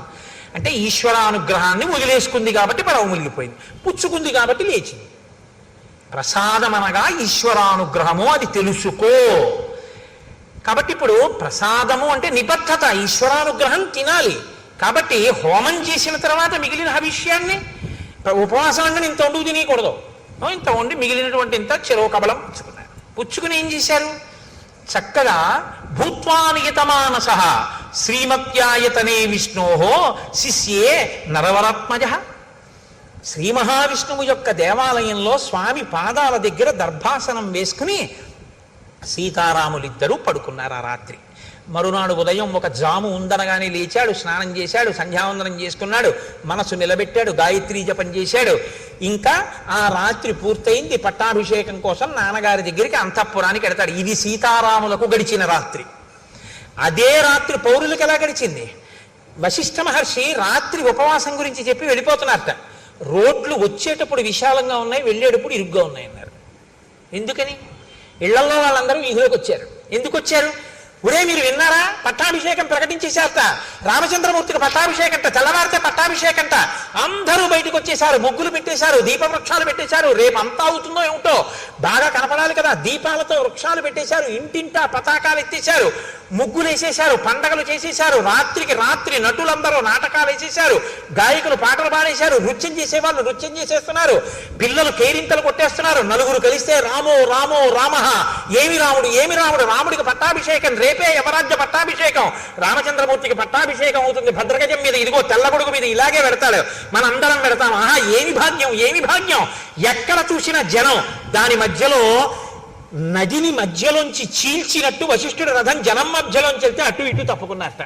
అంటే అకస్మాత్తుగా విన్నా రేపే కళ్యాణం అంటే పరమ ప్రీతితో మీ అందరూ ఇవాళ వచ్చేసినట్టు, రేపే పట్టాభిషేకం అంటే ఇంట్లో ఉన్న వాళ్ళందరూ వీధుల్లోకి వచ్చి ఎవరూ చెప్పకుండా పతాకాలు ఎగరేసేశారు, ముగ్గులు ఎత్తేశారు, దీపవృక్షాలు పెట్టేశారు, అందరూ పాడేసుకున్నారు, ఆడేసుకున్నారు, సంతోషపడిపోయారు. రేపు బాగా చీకటి పడిపోతుందేమో దీపస్తంభాలు పెట్టేశారు. ఇంత ఆనందపడిపోతున్నారంటే రాముడి పట్ల ప్రజలకి ఉన్నట్టు సంతోషం ఎంత గొప్పది. ఇలా ప్రజలకి తెల్లవారింది, ప్రజలకు అలా తెల్లవారింది, రాముడికి సీతమ్మకి అలా తెల్లవారింది, వశిష్ఠుడికి అలా తెల్లవారింది, దశరథుడికి ఎలా తెల్లవారింది. ఇవాళ ఎందుకులేండి, బుగ్గన చుక్క పెట్టుకుని సీతారాములు సంతోషంగా ఉన్నారు, కళ్యాణ రాముడి. ఇక్కడ వరకే విందాం. కాబట్టి ఏమవుతుందో ఆయనకే ఉండదు, ఆయన ధర్మాత్ముడు, ఇప్పుడే చెప్పినా ఆయన ఏమనుకోడు, ఆయనకి అన్నీ తెలుసు. కానీ మనమే ఇంకా అంత స్థితికి వెళ్ళిన అలా బుగ్గన చుక్క పెట్టుకుని జీలకర్ర బెల్లం పెట్టి ఉండగా మందర మాట్లాడడం చెప్పడం నా వల్ల కాదు. అందుకని రేపు ఎంత గొప్పగా కథ తిరుగుతుందో ఆ రాత్రి కథని రేపు రాత్రి వివరిస్తారు. ఇప్పుడు మనం ఒక్క 11 మాటలు రామనామ సంకీర్తనం చేద్దాం. తదనంతరం ఏదో ముఖ్య విషయాన్ని హరిప్రసాద్ గారు మీతో మాట్లాడాలనుకుంటున్నారు, అందుకని దయచేసి మీరు అలాగే కూర్చుని ఉండండి. అందులో ఇవాళ ఏదో మందర పుణ్యమాని ముందే వదిలేసావు మమ్మల్ని అనుకుంటున్నారు కాబట్టి, ఆత్మలో జీవాత్మతానై అలరుచున్నది రామనామము, రామనామము రామనామము రమ్యమైనది రామనామము, కర్మనేత్రదయము చేతను కానరానిది రామనామము, రామనామము రామనామము రమ్యమైనది రామనామము, 3 నదులను దాటు వారికి మోక్షలక్ష్మియ రామనామము,